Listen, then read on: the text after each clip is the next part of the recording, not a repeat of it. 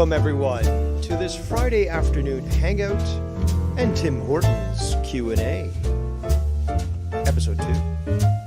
I'm your host, Devious Dave Rose, and as always, let's start off the show by showing our gratitude and appreciation for all those who have chosen to spend their time with us here today. So, we have Cora. It's the Costanza, Irish Dave, the Nine God himself, Nicky Nines, Steve Callan, Jacob RP, Fess Love, Jay Diz, the man with two first names, Inspector Todd, Carlos Cabral, Chad, the man who yields the shiny wrench, Casey is Roz here, Bam's gotten in, and I'm sure many more will filter in as well. I try to message as many people as possible because we know that the alerts never work all the time. But, I know that it is, at least here, it's an overcast but warm day. Very nice autumn day, although the leaves have yet to fully change. We're starting to finally see some changes, but within the next couple of weeks, it's going to get crazy and it's going to be beautiful. So, I know that, I know that Ken has done a couple of broadcasts today. This guy from New York into, I believe he hit Connecticut first, is looking quite nice, but it's overcast here. And, we're expecting some rain later on and overnight. But it's beautiful. I mean, for you Yanks, because I don't fully speak Yankee just yet. I'm still taking lessons, but it feels like 70 here right now. Humidity at 78%, wind from the southeast. And, it's actually a very enjoyable day. It's a very chill Friday evening. And, I'm glad that you guys could join us here today. A lot of stuff that I do plan to talk about, or at least I think it's a lot of stuff. We're going to have some interaction with people watching, and maybe they're going to want to call in and so forth. So let me go to and just to let you know, there will be no Friday Night Fire tonight, obviously, for those who aren't aware, because Ken and his lovely wife, although emotional, are out going to Massachusetts for a nice, well-deserved vacation. Apparently, they're going to be meeting up with, I think, Filthy Mouth Gamer and his wife. And I believe they do plan to hook up with Tony. So, no Friday Night Fire tonight. But, tonight I'm going to spend my time probably just maybe even watching Rampage, which I haven't caught a full episode yet, obviously, because, or AEW, Rampage, for those who don't know. I like the fake fighting. And,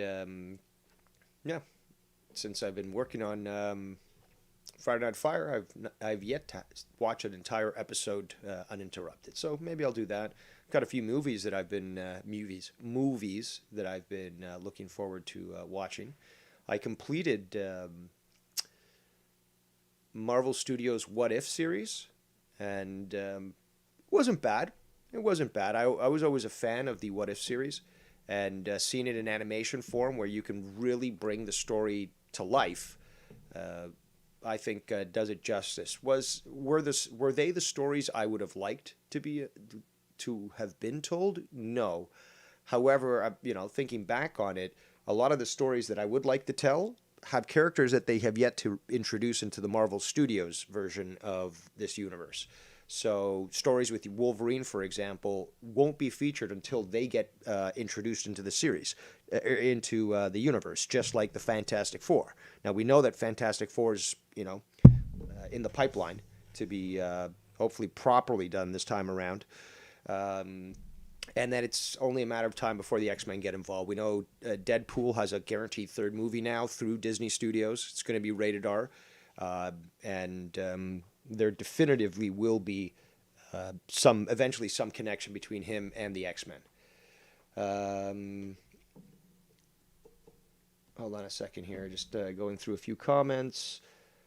Casey says, Dave, have you seen the Dark Side of the Ring episodes? No, I have not.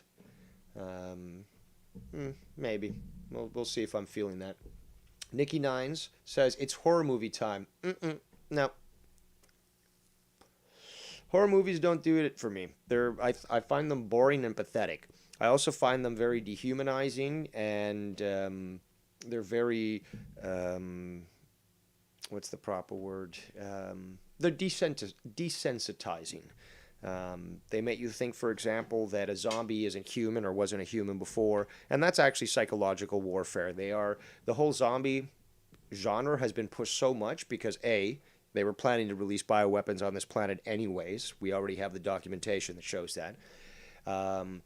And it helps dehumanize these targets and desensitize the population to be willing to shoot somebody that they view as infected. Now, where are we right now? 2021. You have Karen screaming that somebody's not wearing a mask outside, and they want to see you fired. They want to see you hurt.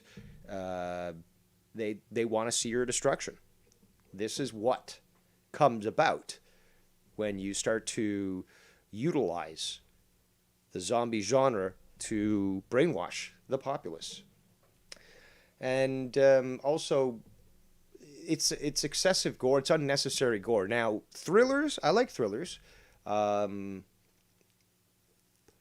because they rely more on the imagination, as well as the sort of lack of scenery that's provided towards a supposed event that occurs. It leaves it to the audience to actually decide, or at least to contemplate. And yeah, thrillers do have murders and stuff like that, but it's not the excessive goriness that you do find in all these other horror movies, which really don't bring anything to the plot and are really they're really meant to sort of shock the audience, shock their sensibilities, and eventually, obviously, desensitize them. But, like the Saw and all these movies that are made to sort of glorify gore, death, and pain, it really is counter to the human spirit. And that I do truly believe. I know a lot of people do like horror movies. I personally can't fathom why. They are basically predictable, and I don't see the purpose. I will say this though, and this is an unpopular opinion, I know it for a fact, but I actually did enjoy Freddy versus Jason. Just because I like the idea more of these two supernatural forces fighting against each other than them just going to massacre a bunch of people that may not have deserved it. Nikki Nine says, yeah, not a fan of gore porn horror movies. Yes, that's what I'm talking about. But, I mean, okay, how about this? Provide, everyone in the chat, provide I don't know, suggestions or I don't know, any sort of idea that doesn't fit within the typical type of horror film. Like, so what Nikki and I are basically talking about, what other people like Connor Tostevin is agreeing to, is that can you provide any examples of movies that are not overly gory, but the horror that's instilled just by the storytelling? I mean, like, we do have to know, like, for example, Alfred Hitchcock. He was a master of horror and thrills and drama and cinema, and he knew how to instill that without showing all this blood and gore and stuff. That's what I'm talking about. What movies can you provide an example of that would fit within that sort of critique, those sort of constraints? Like, for example, this isn't really a horror movie per se. Okay, so we got a few suggestions here. Irish Dave says 13 Ghost was great. I love that movie. Cora says the movie Signs, and like Dave Rose said, everything Hitchcock. let's see here. I'm trying to think of what, like Raising Cain for me was, I really like that movie a lot with John Lithgow. That guy's an amazing actor. And I just really love the idea that eventually it was, well, actually, I don't know. I guess I should provide spoilers because the movie's been out for more than 30 years, I guess. But you know what? Maybe I won't. You know what? I won't because I recommend you go watch it. If you want a good psychological thriller, go watch Raising Cain with John Lithgow. Um, Definitely extremely good. Uh, you know what I did like? I don't even know if you would classify this as a movie, as a horror movie, but oh my God, I just had it. Um, Final Destination. That I like that. That was a good movie, and because there's something more to it. It's not. It's like you fucked up with the balance of the universe, and now, it's going to try to balance itself out, and it manifests obviously as this form of death and stuff. But then you've got all this shit that's going on, and if you cursed yourself by evading death before, it's just going to eventually come and find you. And yeah, I mean that also builds into the whole time paradoxes and stuff, because if you go into discussions on time travel and all that sort of stuff, this is where you get the same sort of point about the paradoxes that would occur. Okay, so Nikki's confirming Final Destination was a horror movie. Okay, so certain types I do like. He says Paranormal Activity. I haven't seen that. Blair Witch Project. I thought that was pathetic. Anything with ghosts or demons, even Fallen was good. Fallen. I'm not sure what that is. I was just about to suggest another one, but it wasn't. I'm not sure if it could be considered a horror movie, but let's see here. What else do people say? JD says, every time I see the logs on the highway, I always hesitate because of the movie. Yeah, yeah. Well, it actually improved my driving habits. Actually, being very aware of the loads that trucks are carrying and the need to stay far behind, as well as choose to switch lanes when you see that sort of thing. Let me see here. Here's the thing. Some people describe the movie Alien as a horror movie. The way that, or even, yeah, Alien would, yeah, that's the one that a lot of people have said is considered a horror movie.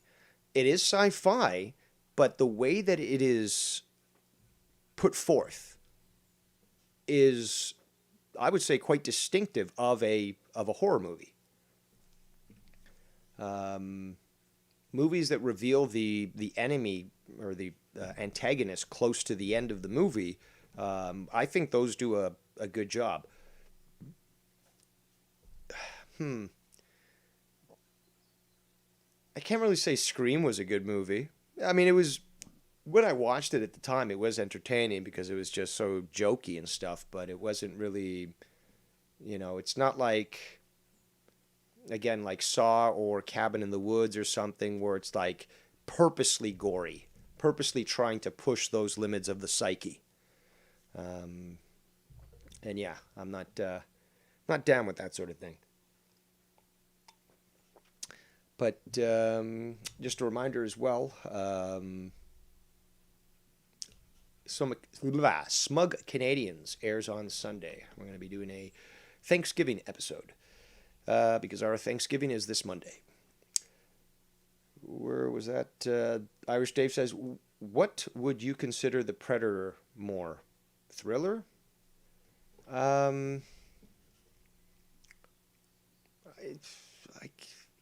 I guess a thriller. An action thriller, I guess. Action thriller would be the best way to describe it. Because you don't see the enemy till the end. And that again is such great cinematography and direction that you're trying to build up the suspense. And we see the same thing with the movie Alien.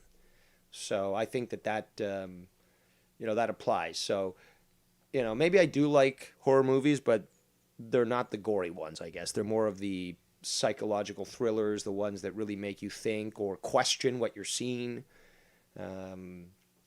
So, yeah, I'm much more into the intellectual, as I'm sure you know. Shout out to the 24 viewers that we have in the chat right now. Let's see, what else was I going to talk about? I didn't even plan to talk about horror movies and such, but there we go. So, hey, let's start off a little light, I guess. I've got a lot of stuff that's a little heavier, and Mars actually talked a little bit about it. I was in the chat yesterday, but he had his hands full with the Mongoloids of his call. So, Cora says, the remake movie The Invisible Man with Elizabeth Moss, is that the one with Kevin Bacon in it? Or is that a newer one?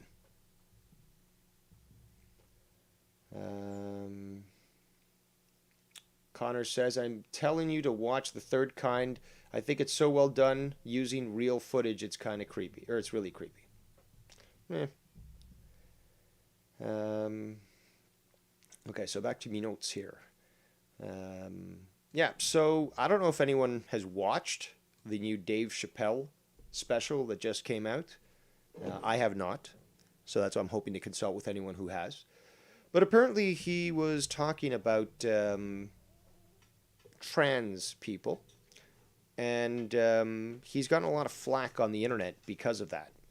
But from what I've been reading, a lot of people don't have a big issue with it, and they're coming to his defense and so forth. But you know that Dave Chappelle has many times in the past just taken a mirror to his audience and showed them, you know, what they dislike so much about themselves and stuff. So I've heard about what's going on, but I've yet to actually listen to it. I did listen to his previous special. Wasn't impressed.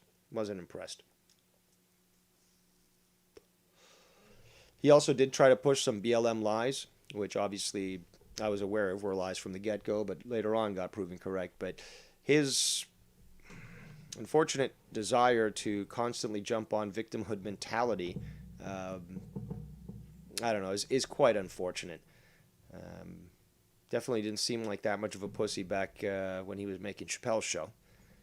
But yeah, the word is that he's getting a lot of heat for it. But that apparently is also bringing a lot of eyes to what he's doing.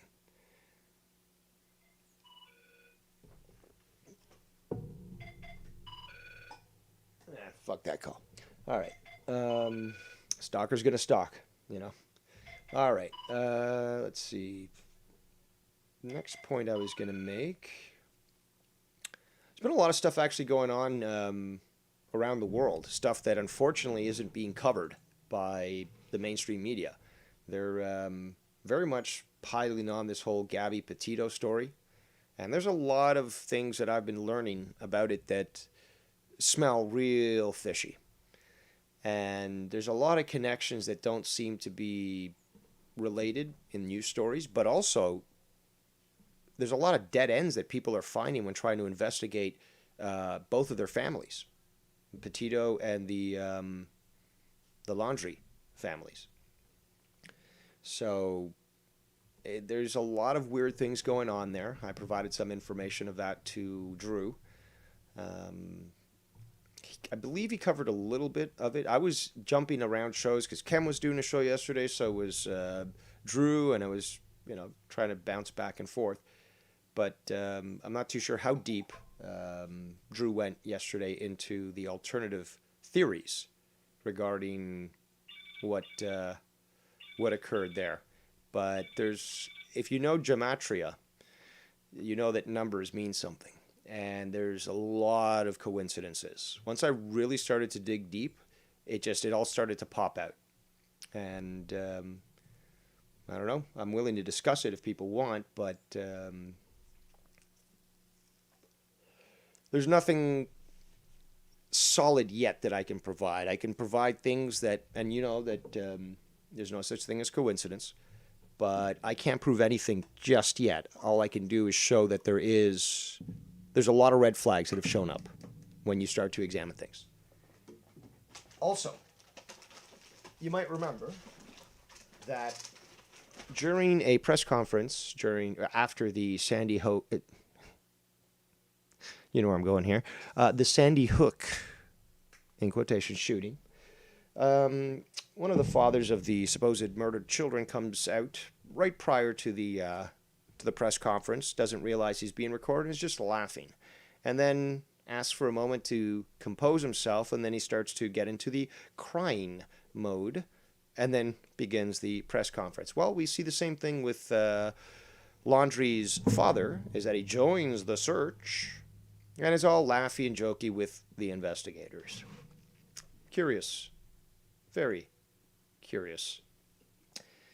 So maybe I'll go into that later if people want, but all I'm doing right now is just pointing out the fact that something's afoot. And it's been very convenient for the media to keep this story on the radar while ignoring a lot of these other stories that I'm going to talk about right now. Let's talk about this one real quick. Inspiration 4. That was the SpaceX civilian mission that actually blasted off into space, went much higher than Jeff Bezos' Blue Origin capsule. And they stayed in space for about 4 days. I believe they actually went higher. Yes, they attained an orbit, supposedly, higher than the International Space Station. And apparently there was some sort of, they call it a cupola, where they open the top and there's this glass dome, so they were able to get in there and take photos of space and such. But it was the first full civilian mission launched from a SpaceX rocket. And it just goes to show that, that this is possible outside of government assistance. The main commander of the mission actually is a former NASA employee who became a billionaire by making a microsatellite company. He funded the entire mission and made, I believe it was a $25 million donation or $35 million donation to St. Jude's Hospital. And they brought on this artist, a nurse, and I can't remember what the fourth guy's skill set was, but they all had their job in the mission, but they were civilians. They weren't part of NASA, they weren't part of the military or anything like that. And after successful touchdown, they were never even acknowledged by the White House or even by Joe Biden. And Elon Musk came out, and as we know, he doesn't hold his tongue, and he basically shat all over Biden because this was a big milestone in space travel, and not even the White House wanted to recognize it. And then there's Jeff Bezos' company, Blue Origin, which has announced that William Shatner, who's currently 90, is going to be going up there on their next launch, which will make William Shatner the oldest person to ever go into space. And it's interesting, but a lot of employees from Blue Origin have come out and said that it's a very toxic environment, that they're lucky that nothing bad has gone wrong. Apparently they have no faith in their technology, and they're very concerned that there could be accidents that happen from the lack of engineering quality. And you may have also heard that Blue Origin is now suing the U.S. government and NASA to try to prevent SpaceX from providing the contract that they were given, which was to create a lander for the moon, to bring the Artemis program there. The Artemis program is the next supposed iteration to go to the moon, where apparently there's going to be multiple women on the mission, and as such, all the white knights are making a big deal about this and stuff. But SpaceX won the contract fair and square, and now Jeff Bezos is suing the government and NASA to prevent that from going forward. And Elon Musk has also been very vocal about this. Very similar to his tactics while basically running Amazon. Let's see here. Jada says, wasn't it two of those that went up like back to back within a few months too? Not too sure which one he's referring to. Inspector Todd says, Shatner is the sharpest 90-year-old I've ever seen. Have you ever watched any of his recent interviews? Not recently, but I've seen some of his comments towards all the SJWs and shit, and he's unrepentant, and it's hilarious. I love it.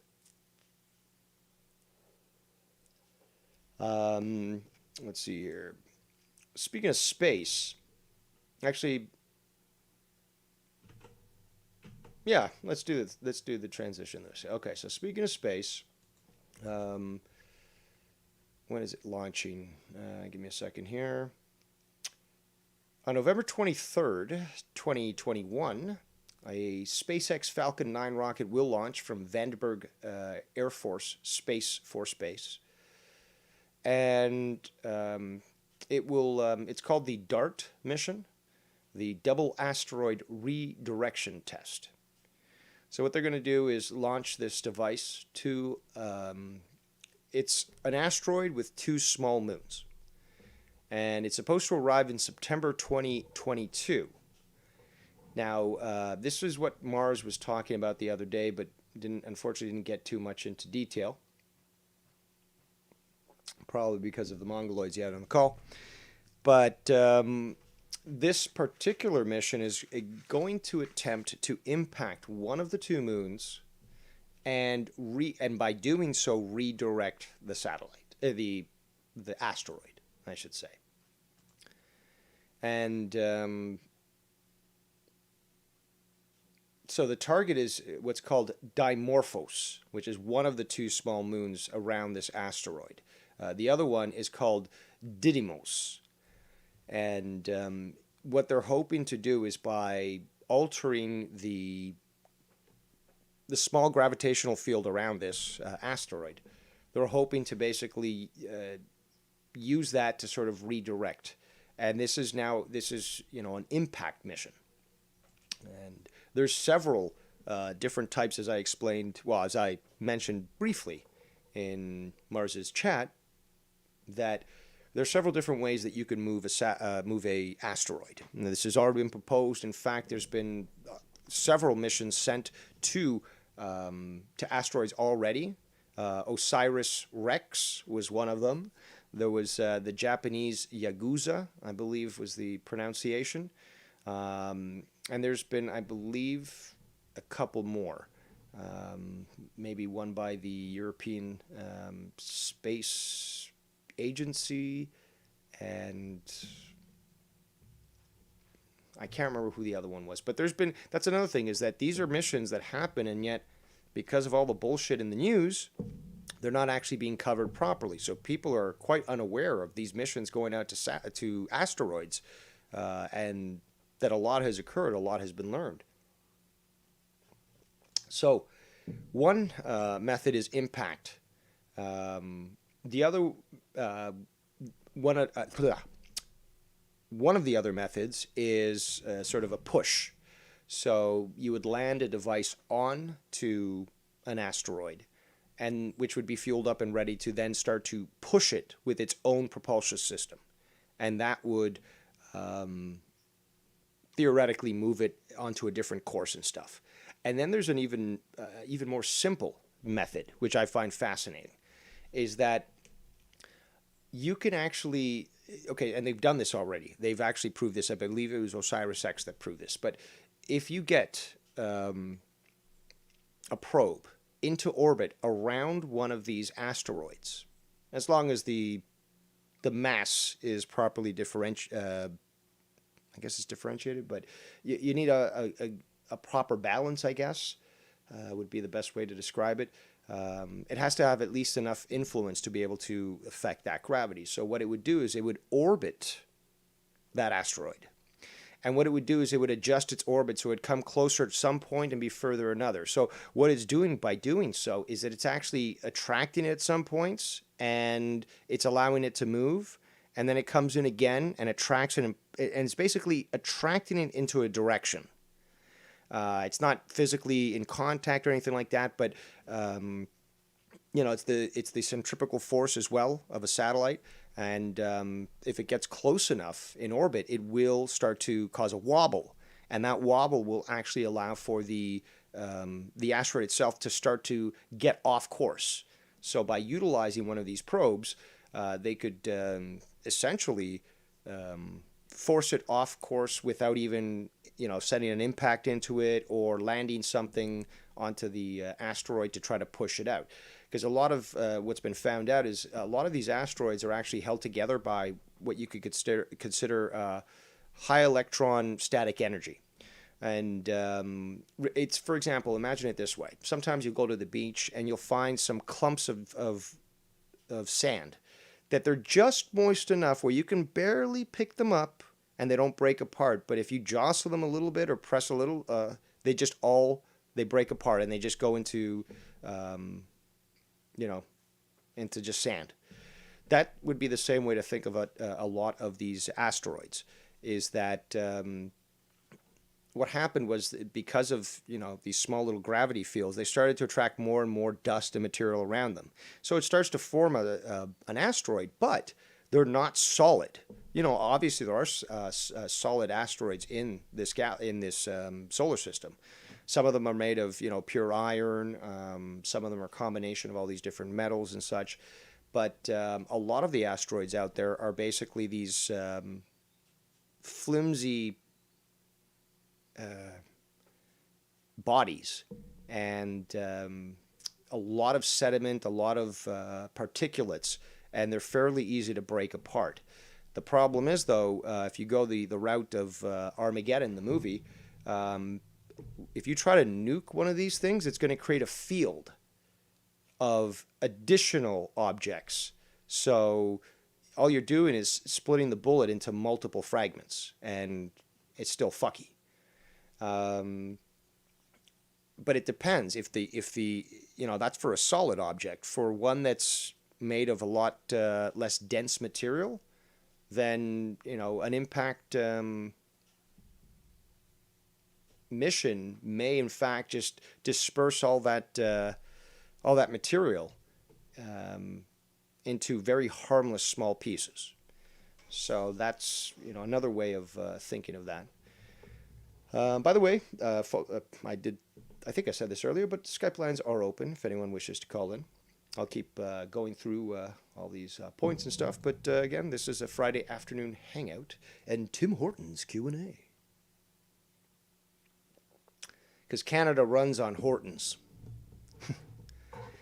Let's see here. And all right, so since we were talking about DART, which is that mission to affect the direction of an asteroid, we also have the fact that Tesla, which owns SpaceX, is actually moving their headquarters to Austin, Texas from California. So we're going to be seeing a lot of that, I believe, and I think we've already seen quite a lot. We've seen people exodus from California, unfortunately, to places like Texas, where they want to bring their shithole mentality to Texas, a prosperous state. And businesses are fleeing California for their total draconian rules. And, rather than see that state go bankrupt, I just want to see what we saw in the movie 2012, I should say. And see the entire state break off from the continental shelf and just slide right into the ocean. That would be the only saving grace for California.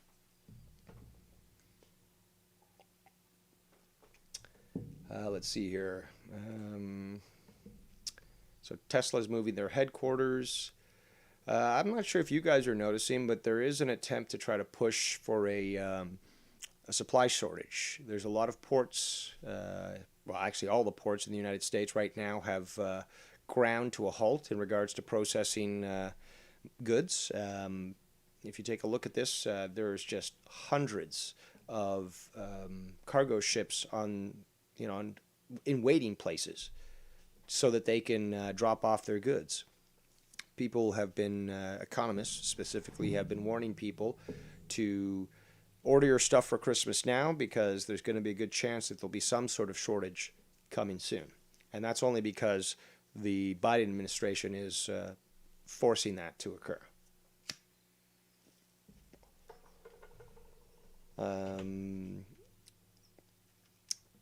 In Taiwan, it just came out earlier yesterday, I believe. The United States Special Forces Command has been training Taiwanese troops for a potential Chinese invasion. And China, I believe, today came out with a response to that, saying that the American troops being in Taiwan is considered an act of occupation, which means that the Chinese now can do whatever they want, that they can attack and blah blah blah. More fucking hot air from the Chinese. What they can do is they can continue infiltration, which they've always been doing, economic pressure, and hostage diplomacy, as they've been doing with two Canadians that were finally released after over 550 days of being in jail in China. And only because Canada released this Chinese executive of the Huawei telecom company. So China's not too happy, and they've declared already to Japan that they're willing to strike them with a nuclear strike, like a preemptive nuclear strike, not in retaliation, but because they said the same thing. They said to America, we will never strike you first strike. You have to strike us first with nukes, and then we'll respond. But to Japan, they actually said, nope, you're different. We're going to strike you first with nuclear weapons. We don't need a reason to. And they are trying to scare the populace, the world, to think that they have power. But this is, again, they are a tiger, a paper tiger. All they can do is try to issue threats and blackmail American politicians and military. But are we going to see an invasion of Taiwan? Well, if they want to be attacked by everyone in the world, then go for it. But I doubt that they'll do that, because Taiwan is allied with all these other countries. And NATO, for example, is always looking for a reason to spread out its influence to the rest of the world. So, and Japan has also said they will come to the defense of Taiwan, as has the Philippines, as has North Korea. And I believe Indonesia as well has also committed to this. And you may not know, but Japan has a secret nuclear weapons program. It's been going on since, I believe, the 60s, late 60s. But they have the ability, I believe they've already constructed these warheads and such. But, officially, they have the ability to put this together within 3 weeks. They've got enough materials and enough technology and enough industry to essentially put a, not a fleet, but an armory of nuclear weapons together. And this has been rumored for a long time. If you ever looked into the nuclear accidents in Japan, you can trace them back to actual weapons production. So they're clearly aware that they face a very strong threat from China, and, never count the Japanese out, So, hey, they might respond in kind with nuclear weapons of their own. Let's see what else. Speaking of China's attempt to take over the world, the USS Connecticut, a nuclear submarine, actually was involved in an underwater collision with an unknown object in the South China Sea just a few days ago, and it had to limp back to port. They haven't confirmed what it was, but there's a lot of speculation whether it was a Chinese submarine. Perhaps it was a torpedo, that didn't detonate. But China is obviously trying to impose their will in the South China Sea, and although there is international areas, they think that they can just push themselves in there, and they're trying to show a force to the world that they can actually be imperialistic and control all this territory. And we know for a fact that they don't have the experience as America does, or Britain, or France, or even Canada when it comes to combat, to wars, to logistics. And, they're going to, if they end up pushing for some sort of war, there's going to be, like, they're going to face big repercussions, which is why I don't think China is going to do this. They realized they would face overwhelming force and just would not be able to compete against the rest of the world, even if Russia was on their side. So they're going to continue with their duplicitous ways and trying to infiltrate countries and buy off their politicians and just get more influence that way.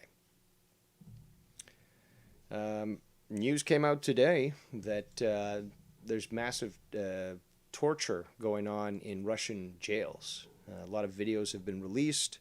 Really, really gross, disgusting stuff. The conditions are extremely deplorable, and the stories are horrific. But this has come out to light, and there's a lot of attention now being done on this.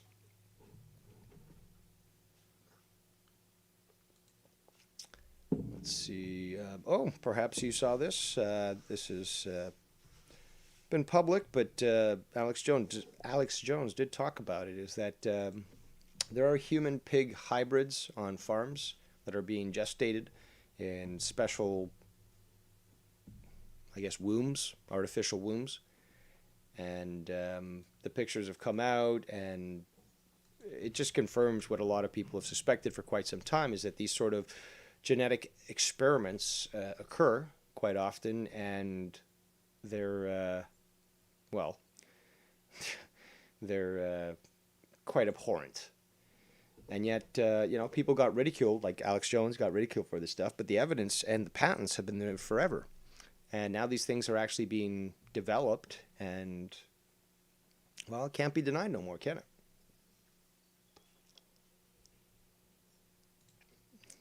Let's see what else. I covered that.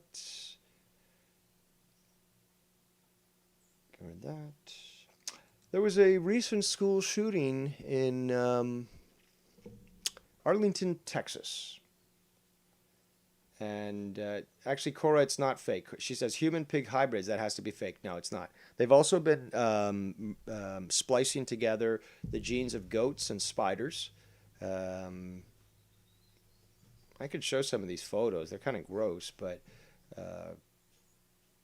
this stuff exists. This stuff has been pushed for a long time, and we also know the cloning stuff has been pushed for a long time. That's the thing, that you could agree to disagree, but that's the thing. If I can show you the proof, would you then agree? If I can show you the patents that prove that this is possible and that it's being done, would you then agree? I mean, yes, this sounds out of the blue, or whatever the fucking term is. It's a lazy Friday, what can I say? But I wouldn't be speaking of it without such of a sense of authority if I didn't do the necessary research so that I could sleep well at night, knowing that I wasn't lying, that I told the truth as I did as much research as possible to verify it. Let's see. So yeah, that shooting. The shooting in is called Mansfield Timberview High School in Arlington, Texas. So you may have heard about it, but maybe you haven't. This story was buried very quickly because, as always, if it doesn't fit the narrative, then it's got to be silenced. And, well, this individual, this kid, this black high school shooter, he's out on $75,000 bond, which he got within like 3 hours. He injured 4, including a teacher. And supposedly, well, he claims that he was allegedly bullied Now, it's the family has come out and said, "Oh, we don't support that he took a gun to school, but we think that there needs to be an investigation into this." And what that is telling me is that, he didn't do nothing, right? Let's take a look at Kyle Rittenhouse. His bail was placed at $2 million, and he's still imprisoned. And according to the law, he was fully justified in his actions. So, and by the way, he offed a pedophile, which is a community service. He offed a felon. Well, he basically shot a felon in the arm, and they can't use their hand no more. And yeah, I think there was another guy who came up to him to shoot him, and then he shot him in the chest. And the fact is, he was totally justified. These people were trying to destroy the neighborhood, were trying to cause violence. They were threatening people, and Kyle Rittenhouse actually did everything that the law allowed for him to do. And his bail was placed at $2 million, and he wasn't a school shooter. Now, was he? He had full control, and if you look back at the video, that this guy knows firearm handling, because he knew when to shoot and how to angle, and wasn't just shooting blatantly, with his gun sideways, thinking he's going to shoot his target, not realizing how a firearm actually works. So, and it's becoming very clear, according to that case, that the court is seeing that he was justified, and it looks very probable that he will be acquitted, or perhaps even a plea deal might be made. But I doubt that. I just believe that there will be either a settlement or, something from the court will see that, in fact, he was fully justified, and by law, they're not going to be able to fight it. Shout out to Drew in the chat right now. Drew says, despite the religious issues that would arise from it, it wouldn't be hard to do the technology today, the human pig.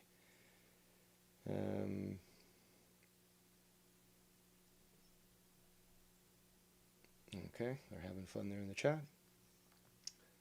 But yeah, I think it gives a lot of perspective to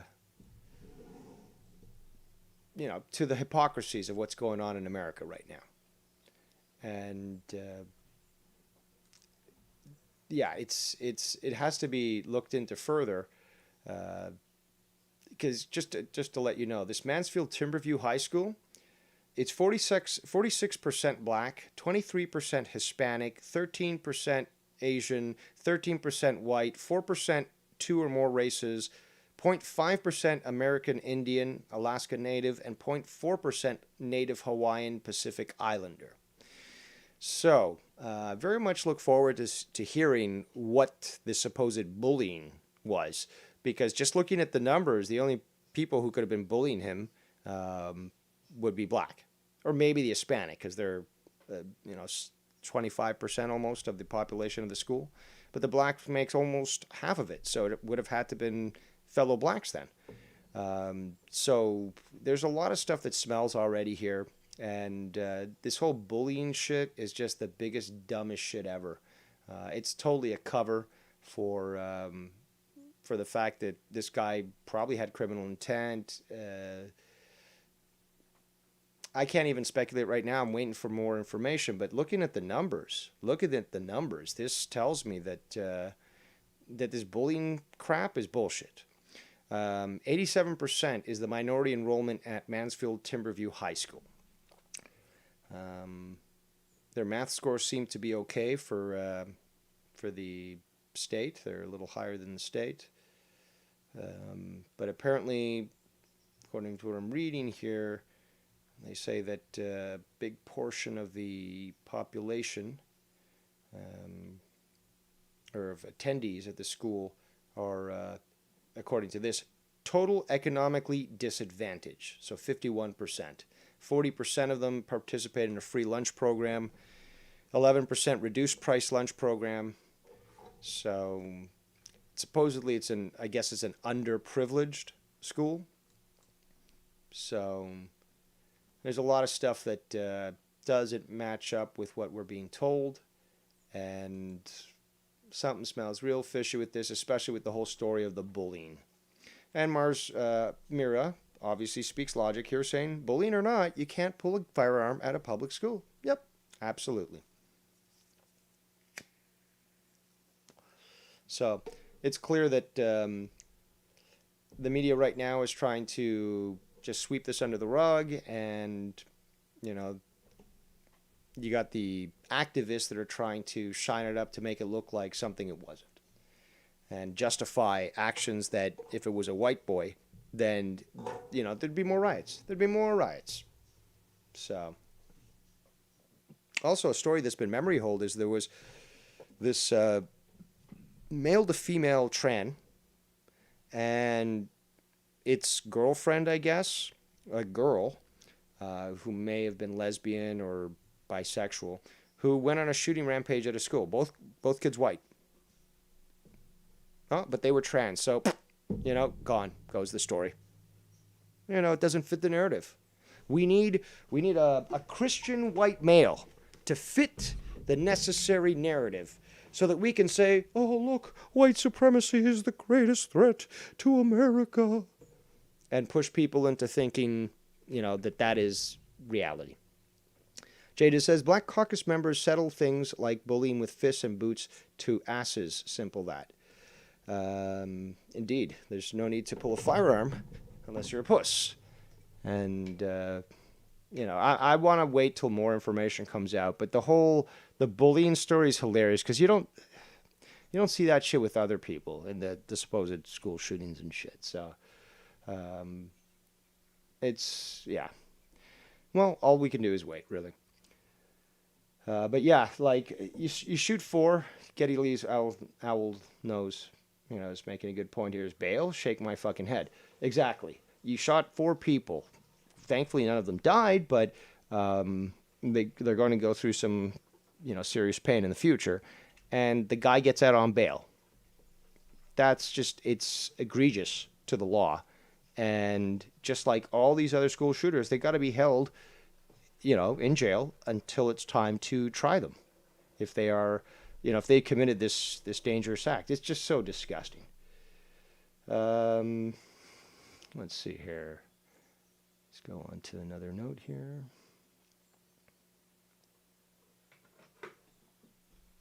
Australia right now is really, really facing some problems. And I saw what's his name? Raka. The other day.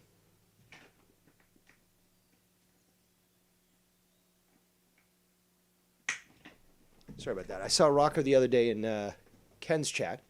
So good to know that, you know, the internet access was restored, because I've been reading that the Australian authorities have been trying to prevent people from learning about all the different protests that are going on right now. So they're cutting off the internet and and even Facebook and stuff's been ordered to not share things or remove things and stuff.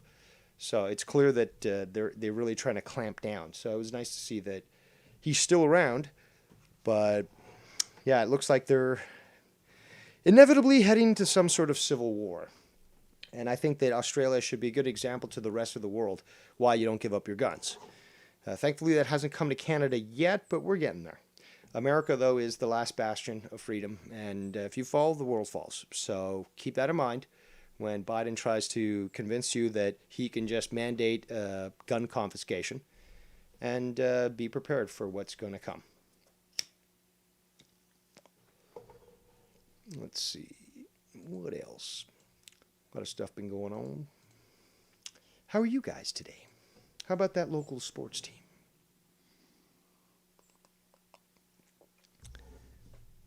The other day, I think it was the Tampa Bay won 5-0 against Boston.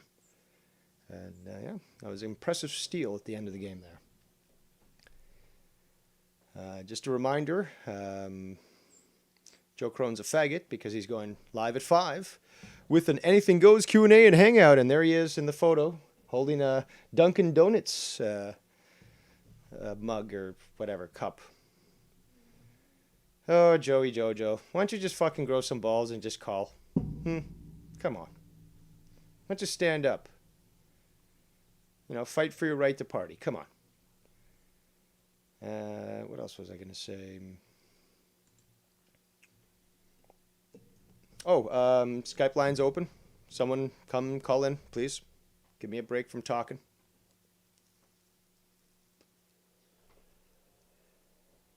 Maybe Ken will call in and let us know how his adventure is going as he's slowly making his way through traffic to get to where he needs to be.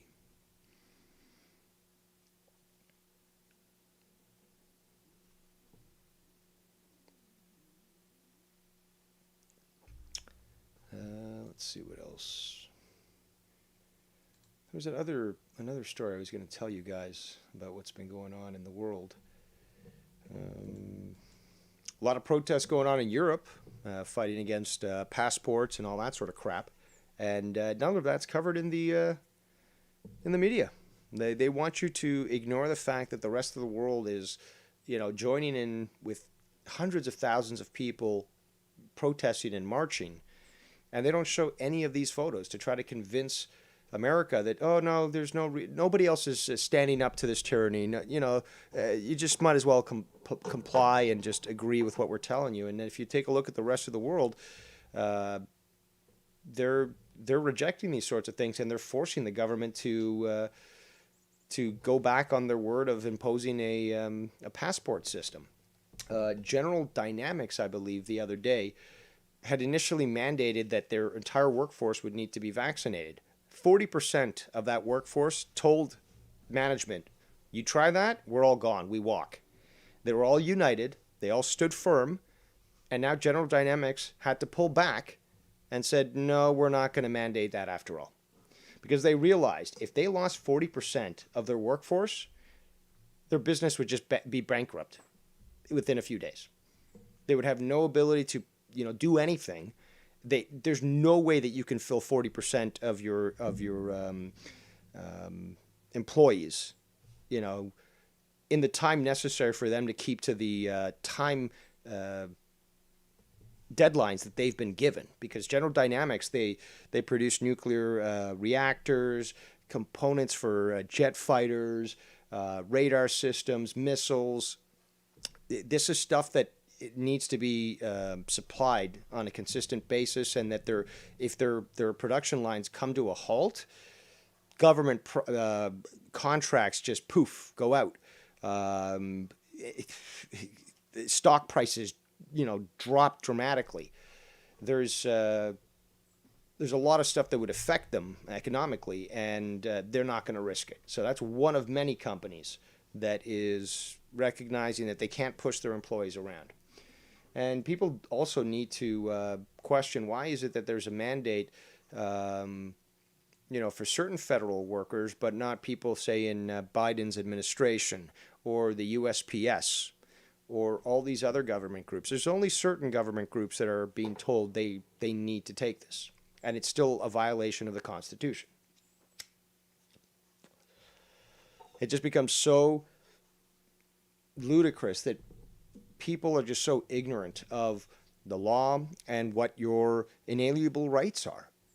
And obviously, when you stop teaching civics in class and stop educating people what their rights actually are, you got these fucking mouth-breathing sheep who will accept whatever the government tells them.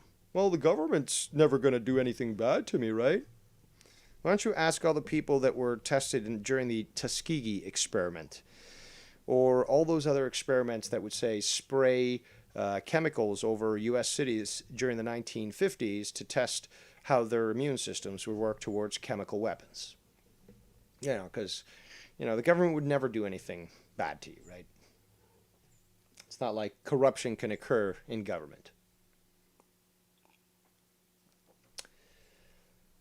Mars says, I'll call in when I get home, Dave.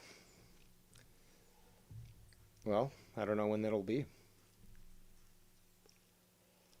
Let's see what else. Nobody going to call in? Come on. Bam says, like the Facebook fact checkers that are funded by Johnson & Johnson. Yes. And speaking of which, the efficacy of a lot of these supposed vaccines are becoming lesser and lesser every day. They're saying, believe it was Moderna, that within 4 months it loses its potency, and which is obviously what makes perfect sense as to why you would encourage people to get boosters. Remember, every booster injected is more money going to that pharmaceutical.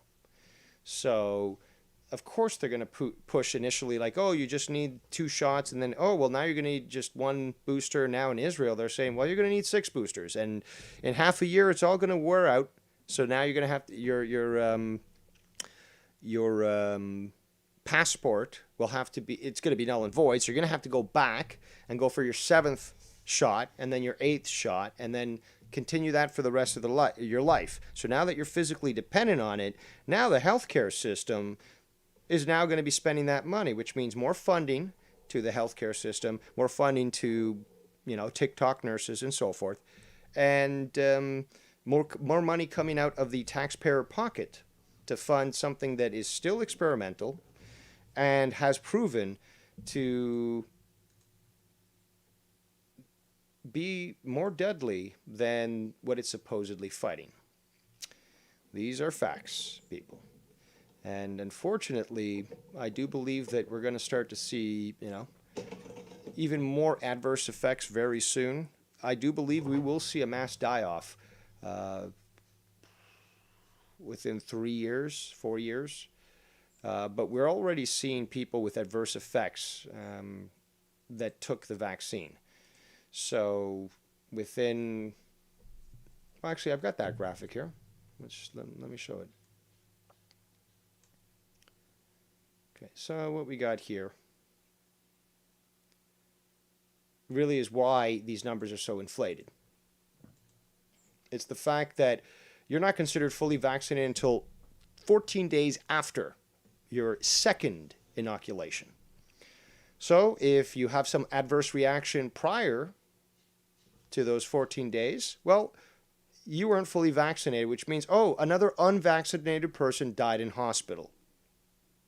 No, they were vaccinated, but they didn't reach the threshold limit that you wanted to claim was necessary to claim that they're vaccinated. And as such, oh, now they died of, oh, so look at all these people that have died of COVID because they were unvaccinated. No, they died from adverse reactions from getting an mRNA experimental gene therapy injection. This is why, they're pushing these numbers so big. But on the other side, if you take a look at the number of people that have died using the VAERS system, vaccine adverse experience reaction study or something, and you're looking at hundreds of thousands of people that have experienced adverse reactions, which, because they didn't fall into the 14 days of inoculation, are considered unvaccinated and therefore died because of COVID as opposed to because of the vaccine.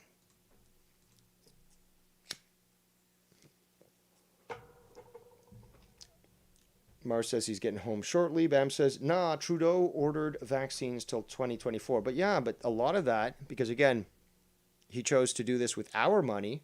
But no, a lot of that stuff's going to the third world. He bought all this stuff and then wanted to be all virtue signaling and stuff and said, oh, all this extra stuff that we're buying, we're going to give to the third world.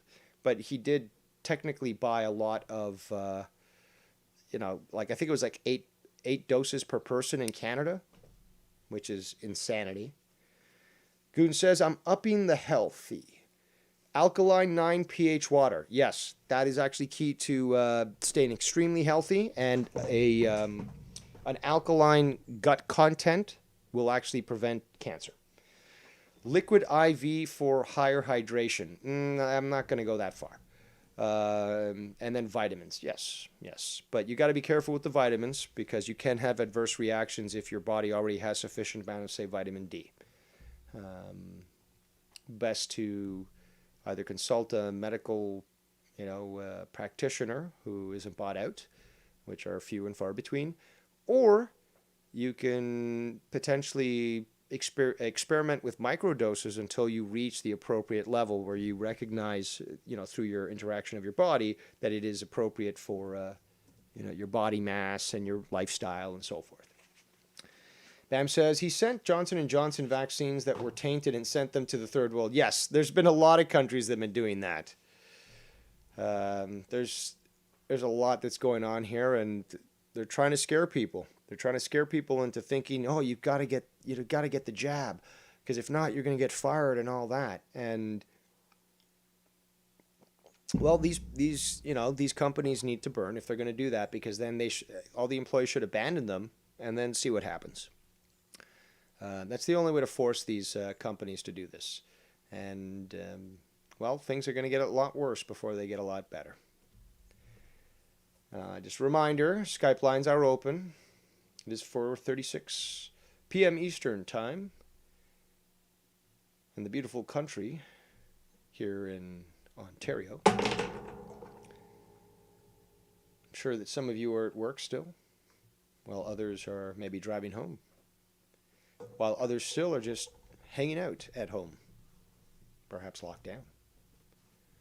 Speaking of lockdowns,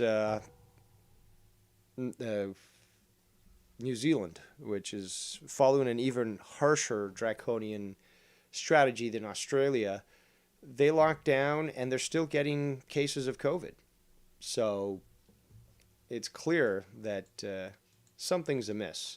Also, India reduced their infection rate of the supposed the Delta, to 0 within only a few weeks, and only using drugs that, although have been authorized and approved, actually, full out approved by the FDA for the last, what are we talking about, 40 years? They're claiming that it's horse paste and that it's bad for humans and that you shouldn't take it. Despite the fact that refugees that are coming in from, say, Afghanistan need to have that, or need to take those pills of ivermectin to get into the country.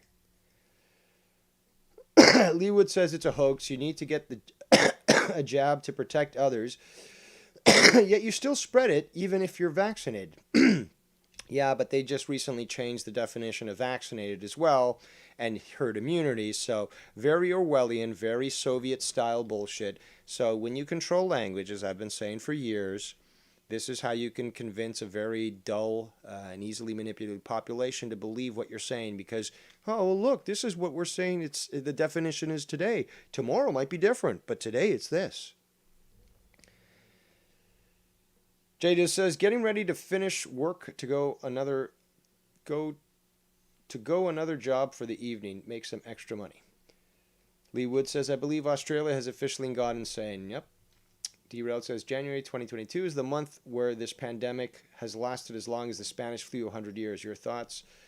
Well, if you take a look at the Spanish flu 100 years ago, it was not from Spain, actually. It occurred through the willful inoculation of U.S. service troops, and that's where that spread, and that actually happened in America. You got to really look deep into that, but that's really the story of that. And we see that during that point, that children were taken out and taught school in the outdoors. And what was being told is get a lot of sunshine, get a lot of fresh air, and don't wear a mask. In fact, even Fauci said that the biggest reason why the death rate was so large during the Spanish flu was because people were wearing masks, which caused for the buildup of bacteria and the complications that come therein. So people being stupid enough to not look into this and then taking his advice about, oh, we need 2 masks and stuff. Well, anybody in the medical industry that isn't disingenuous, which aren't too many, will tell you you only mask those that are sick. You don't mask a healthy person. So, yeah, derailed correct. Origin Spanish flu linked back to here in Kansas. There you go. You got it. Bam says, yes, Lee, the vaccine only works if others have it for the first time in history. Yeah, it's and the panic that you see from these boomers and these other, dumb people, where it's like, oh, you should get the inoculation because I could get sick. It's like, but you got inoculated, so you signed up for that experimental treatment. You shouldn't be able to get infected again. Now they're saying, oh well, you just won't go to the hospital. Okay, great. Oh well, you have to do it for me. You're being selfish. No, well, in fact, quite the opposite. I'm willing to take a hit for the team. Let me get let me get the coof.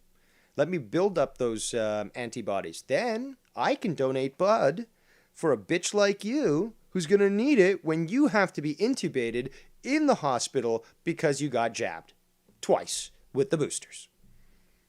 And by the way, once you do attain the antibodies, I believe the numbers are at least 26 times more efficient than any jab in regards to preventing being reinfected by the coof. So, you know what? I'm going to take my risks with how humans have operated for the last 100,000 years and allow for natural selection to take its path. If he does, he dies. But if not, I'll be stronger than you will ever imagine. So, I'm not going to get fucking jabbed on something that I know is causing adverse reactions. And come what may, I will not yield and I will not comply. So, it's either going to end with the end of tyranny or end with, a hail of bullets. It's just the way it's going to be. Jadiz says, masks only helped my allergies when cutting grass. I mean, germs get through regardless. Personal hygiene on top of a healthy diet and exercise helps you not get sick, along with the correct supplements. And yes, if in fact it really was this pandemic that they claimed to be, remember a lot of nurses weren't wearing masks when this first started. Would we not see a massive amount of dead first responders? Nurses, wouldn't we see a massive amount of them dead if they've been exposed to this deadly stuff for so long? Obviously. But it's not a real... It's a hoax in the sense that they're trying to push forward something that isn't true. The coof is a weaponized flu. That's what it is. It came from China, but with the assistance of America and Canada. Obama definitely helped fund that. So did the Trudeau Foundation. There's, it's got the fingerprints of Britain and other countries on there as well. So, and this has been something that the elite have talked about for a long time. Remember the Georgia Guidestones. We got to keep the world's population under 500 million. So, and if you take a look, predictive programming is always the way that they reveal their actions. So, it's clear that this has been in the works, in the pipes for quite some time. There's Operation Lockstep, which was a Rockefeller program. There was Event 201. Bill Gates was involved with that, as was Fauci. All these, what's the proper word? It's not trial, but I guess operations, cover operations really are just establishing what's going to occur. And the evidence is just overwhelming. It's just, you can't deny this stuff. And when you have Fauci saying that in 2019, saying that Trump was going to face a massive pandemic from a new virus way before the stuff even started getting talked about, goes to show he had pre-knowledge of it. And look at all the money that he's making, as well as all these other people. This stuff just can't be denied.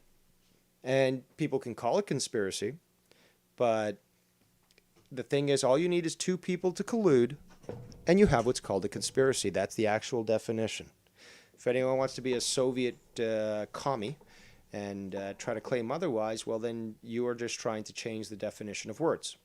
But we know what a conspiracy is. JFK died of a conspiracy. The FBI papers, although highly redacted, still prove it. There were multiple individuals, at least two, that were involved. Therefore, you already have a conspiracy. Done. There we go.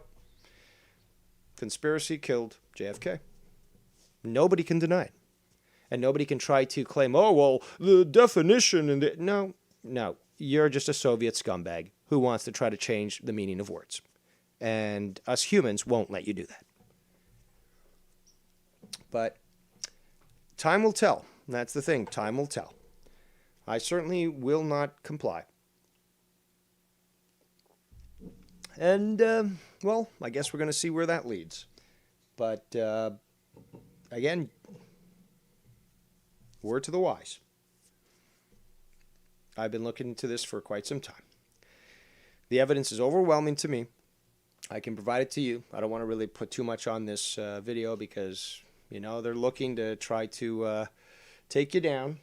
Apparently anyone who, according to them, YouTube, is a climate denier, they're getting their videos demonetized and their channels demonetized.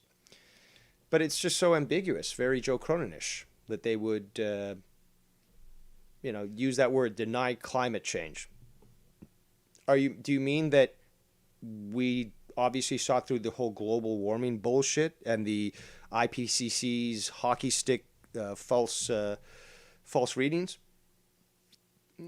Because anybody that understands the weather knows that it's constantly changing. And if you really know astrophysics, you know that it's the sun that affects everything.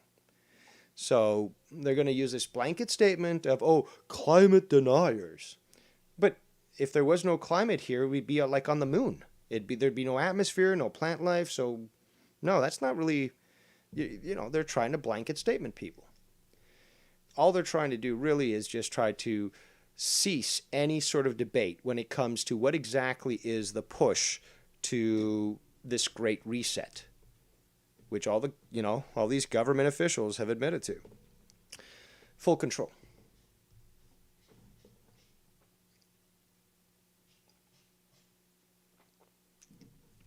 And if you haven't, gotten it already, that this whole, green industry, this green agenda is a scam, then, you need to read up a little bit.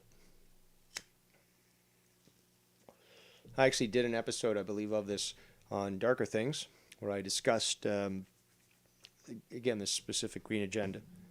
But there's a lot that goes with this, and if you're one of these panicked individuals who, like, what's her name?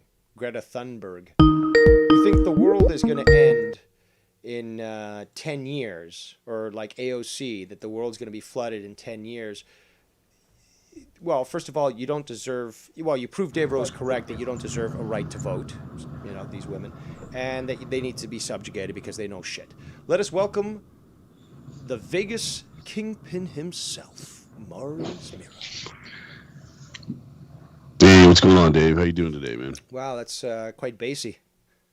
Yeah, is it? I'm using a different mic today, so it might sound a little different. All right, you're better now. It just came in really like... Oh, okay, it was over-modulating. Yeah, there you go. Yeah. You're sounding good now. That sexy Thanks, man. Vegas voice. Well, thank you very much, Dave. Yeah, man, you've been rifling down, a list of subjects here. I don't know where to start, but I guess we can. I really wanted to comment on the vitamin shit that you were talking about a few minutes ago. Go for it. Most human beings walk around. And, full disclosure, I'm not a doctor, not a medical professional, so this is all for entertainment purposes only. And neither of us are attorneys. We're not attorneys at law. Right, we're not attorneys at law. Matter of fact, I deal with you when you're dead, so I'm the opposite of a medical doctor. But anyway, most of us walk around extremely vitamin deficient. We have no idea. I think it's like 75% of Americans, 75+% of Americans walk around vitamin D deficient. Vitamin D deficiency is a big problem because vitamin D is extremely important. Mm-hmm. Because not only is it important for your immune system and your T cells, but vitamin D also controls your mood. Vitamin D also, people that are depressed, people that are suicidal, they're often vitamin D deficient. So vitamin D plays a big, big part. And, it is fat soluble. So you do have to be careful with it. Like the rest of the fat soluble vitamins, like your E's and your A's, those ones you do have to be careful about taking. The water soluble ones, like vitamin C, shit like that, it doesn't matter. Your body will take what it wants and you'll piss out the rest. But the fat soluble vitamins, like your D's, your E's, your A's, Yeah, you do have to be kind of careful about Yeah, that. You know how much you I take. know one guy who got, I guess, vitamin D poisoning, or like he just took too much, and that's why I was mentioning it earlier, is that you got to really be careful with that and try to microdose it until you can figure out the proper level for your body. Yeah, and it's very tough to determine. You know, Yeah. vitamin D. Like it is very hard because you know it stores in your fat cells. You can take vitamin D 1,000 milligrams a day for 6 months, and it still might not register. Yep. You still might be vitamin D. It's very weird how everyone's body deals with vitamin D. You know what I'm saying? It's just very it's tough. But yeah, most human beings walk around very vitamin D deficient. You know, and whether that has affected the whole I don't even want to say the word, but the whole virus thing. Who knows, man? But it definitely is a big problem. Most Americans also walk around. I think this is worldwide too, but most people walk around extremely dehydrated, and we have no idea how dehydrated we are. Yep. So, yeah, I just wanted to get that out there, man. Just a little vitamin knowledge for anyone who didn't know. Good stuff. Yeah. Yeah. It's something that a lot of people don't take much interest in, but it is definitely good, and especially in America where you rely on private methods of healthcare and stuff. So the more that you can keep yourself healthy without involving yourself with that system, the more money you'll have in your pocket. Well, yeah, that's true. And, especially here in America, I don't know how it is, say, in Canada, but here in America, you go to the doctor, you're prescribed drugs, you're prescribed pharmaceuticals to whatever extent. I have never gone to the doctor and been promoted vitamins or anything from nature or anything like that. You know what I'm saying? So that, really, it's kind of crazy, man, right? Like, he's a fucking doctor. Shouldn't he be prescribing me, vitamins or, measuring how much vitamin D's in my blood or this or that? Like, you literally they have to be looking for shit like that, and it's just crazy to me how, they don't make any money in vitamins. They make money selling you pharmaceuticals and prescribing you fucking drugs, man. It's all about keeping you fucking sick. Yeah, keeping you dependent on pills like blood pressure pills and statins for your cholesterol. And it goes even further than that because people don't make the connection. It's like, okay, so the state now has X amount of people sick. And, all these politicians are going to want to make sure they can ascertain certain votes. So what do? They promise, okay, well, we're going to ensure that we're going to provide this sort of drug treatment. Again, the one that they got you hooked on. But this drug treatment for all these people that are sick. That means now the government's going to say, okay, well, we're going to have to buy that. So we're going to have to increase taxes here and here so that now all these sick people, that isn't the majority of the population, but all these sick people are now going to be drained on the system because, instead of, doing their job as doctors, they're just recommending things that are going to keep them dependent on the system. Yeah, it's true. And it's all interwoven. It's all, it's all directed by big pharma. It's keep people sick, man. There's no searching for cures around here. It's how can we keep people sick? You know what I'm saying? And that's it's really unfortunate. I mean, even if you look at like vaping, for instance, okay, the studies in America and the studies in the UK are completely different. Why is that? Because people in the UK actually recognize that vaping actually is safer than cigarettes. But people in the United States, they don't give a fuck. They just want you back on cigarettes.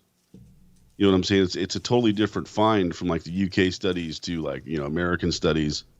Our systems are just different, man. Our medicine systems are just different. Here we want to, big pharma makes a lot of money. They want to keep you sick. They want to keep you taking these vaccines. And like I said, the cholesterol pills and the hypertension pills and whatever other pills that they have. But, it's just totally different, man. And, that'll never change. It's just the way it is. But, there are things out there, man, if you really look and, you really search, you can find other methods of, medicine or, and that's what I've done. You know what I'm saying? I've gone to alternatives, and I think I'm much better off from the alternatives.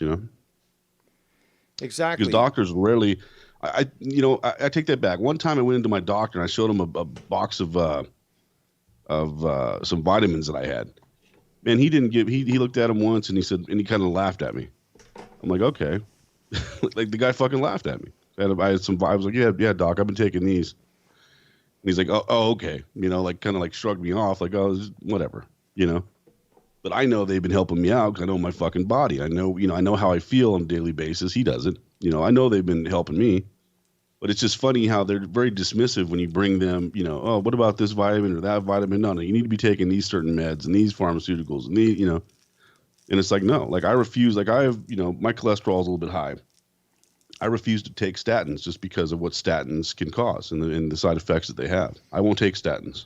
But there are I never natural have. ways of reducing it, though. Yes, there are. There are. So, that's just one example. But if you really search, you'll find, other ways, to where you don't have to take a statin or you don't have to take a hypertension pill like a lisinopril or something like that. You can take other shit. So it's fucked up, man. It really is. Mother's little helper. Mother. Yeah, it's a Band-Aid solution society where everyone thinks, oh, just take a little pill and you'll be okay. And people not realizing all it's doing is suppressing the symptoms. You still got the problem. Right, right. And, as far as I know, like there's not many people. I mean, I think Nikki is probably, he's very vitamin savvy. But I don't know too many people that are really, that take vitamins. I know a guy that takes, a couple of people that take like a multivitamin or something like that, but nothing like, I take, 8 different vitamins a day. But that speaks a lot about how nutrient deficient the stuff is in America. Yes. You don't find the same, like look at the European, especially the Southern Italian or the Italian or Southern Mediterranean diet, high in olive oil, fish, vegetables. They don't meats. eat all that processed food either. They don't like we do. And they live into their 120s and stuff. Yeah. Look at Asia, where again, 120s and stuff. Yeah, it's true. And the biggest part about our bodies, about the human body is, which in one way or another gives us problems when we're younger, older, doesn't matter, is inflammation. Inflammation is a huge, huge fucking deal. And, one thing you can do to limit inflammation, and I've talked about this before, is turmeric. Now, turmeric is one of the most amazing it's a cancer killer. Things you can take. Yes, it is. It's an anti-inflammatory, it's antiviral, it's antibacterial, it's antifungal. Be careful. I've taken turmeric pills and stuff, and be careful because it can very much dry out your system. Very much. You got to be very careful. You got to be constantly hydrating. It can. And you also have to take it with bioparent, or that's just a different name for black pepper. Turmeric is very hard for your body to digest. Yep. So if you need to take it with black pepper, and often these supplements already have bioparent in them already. Send me the stuff that you know, because the thing is though, I prefer to make my own capsules. Okay. So I buy bulk turmeric, for example. But if you're telling me that pepper would be good to be added, like to know what kind, how much, and see if I can, because you can buy the gelatin. Capsules? Yeah, from any pharmacy, and all you do is just put them together, and you're good to go. Man, between turmeric and CBD, I'm a big CBD believer, man. I really am, and I think CBD helps a lot. It's definitely helped me. It's helped me with different anxieties. I would like to get some stress. more knowledge from people about CBD, because I'm just familiar with flower. But, the CBD I know can do so many different things. And I'm trying to convince my dad to focus more on that than on just flower, because the flower has high THC and stuff. But, and it sort of, helps it with the pain that he has. But it leaves him fucking stoned and shit. And he can't fucking operate. And, I think the CBD, but he's hesitant because he's old school hippie and the dementia doesn't help. So he's resistant to anything that would be, an alternative. So even edibles, and I've made edibles, like he doesn't trust edibles. Like, I don't know what's in there. He doesn't like them at all. He just doesn't. Edibles. He doesn't trust it because he doesn't know what's in it. But even if I know what's in it and I tell him, no, it's fine. I fucking had these. They were great. No, I don't know what's in it. So, I'm hoping that I can get him to maybe start taking some CBD oil orally, or Hmm. maybe, because he does like to smoke, joints and stuff. Maybe get him some high CBD content weed. But I think that CBD could definitely help with the physical issues. I know that Yeah, Nicky does powerlifting, and he gets fucking all good just by CBD. So that tells a lot about the therapeutic as well as the regenerative effects of CBD.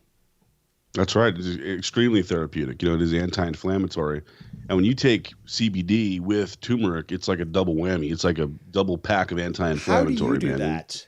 Do you put them in Um, pills? What? How do you? excuse me. I vape CBD. I smoke it. I buy the flower. I buy extremely high like CBD content So what? You flower. I you snort smoke a it. line of turmeric and then fucking have the vape, or how does it go? It just depends, bro. I have so many. I spend so much money on CBD, man. I mean, I buy like 90 bottles of fucking CBD, probably every 2 weeks. Wow. And I mean, whole plant, like the most healing CBD, whole plant tincture. And And that's I what buy you vape? capsules as well to supplement during the day. Like I'll take the capsules during the day.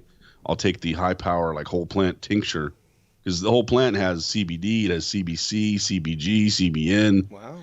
and then just a little THC. But see, if you're really big on the CBD, you don't want the THC because I'll tell you, CBD cancels out THC.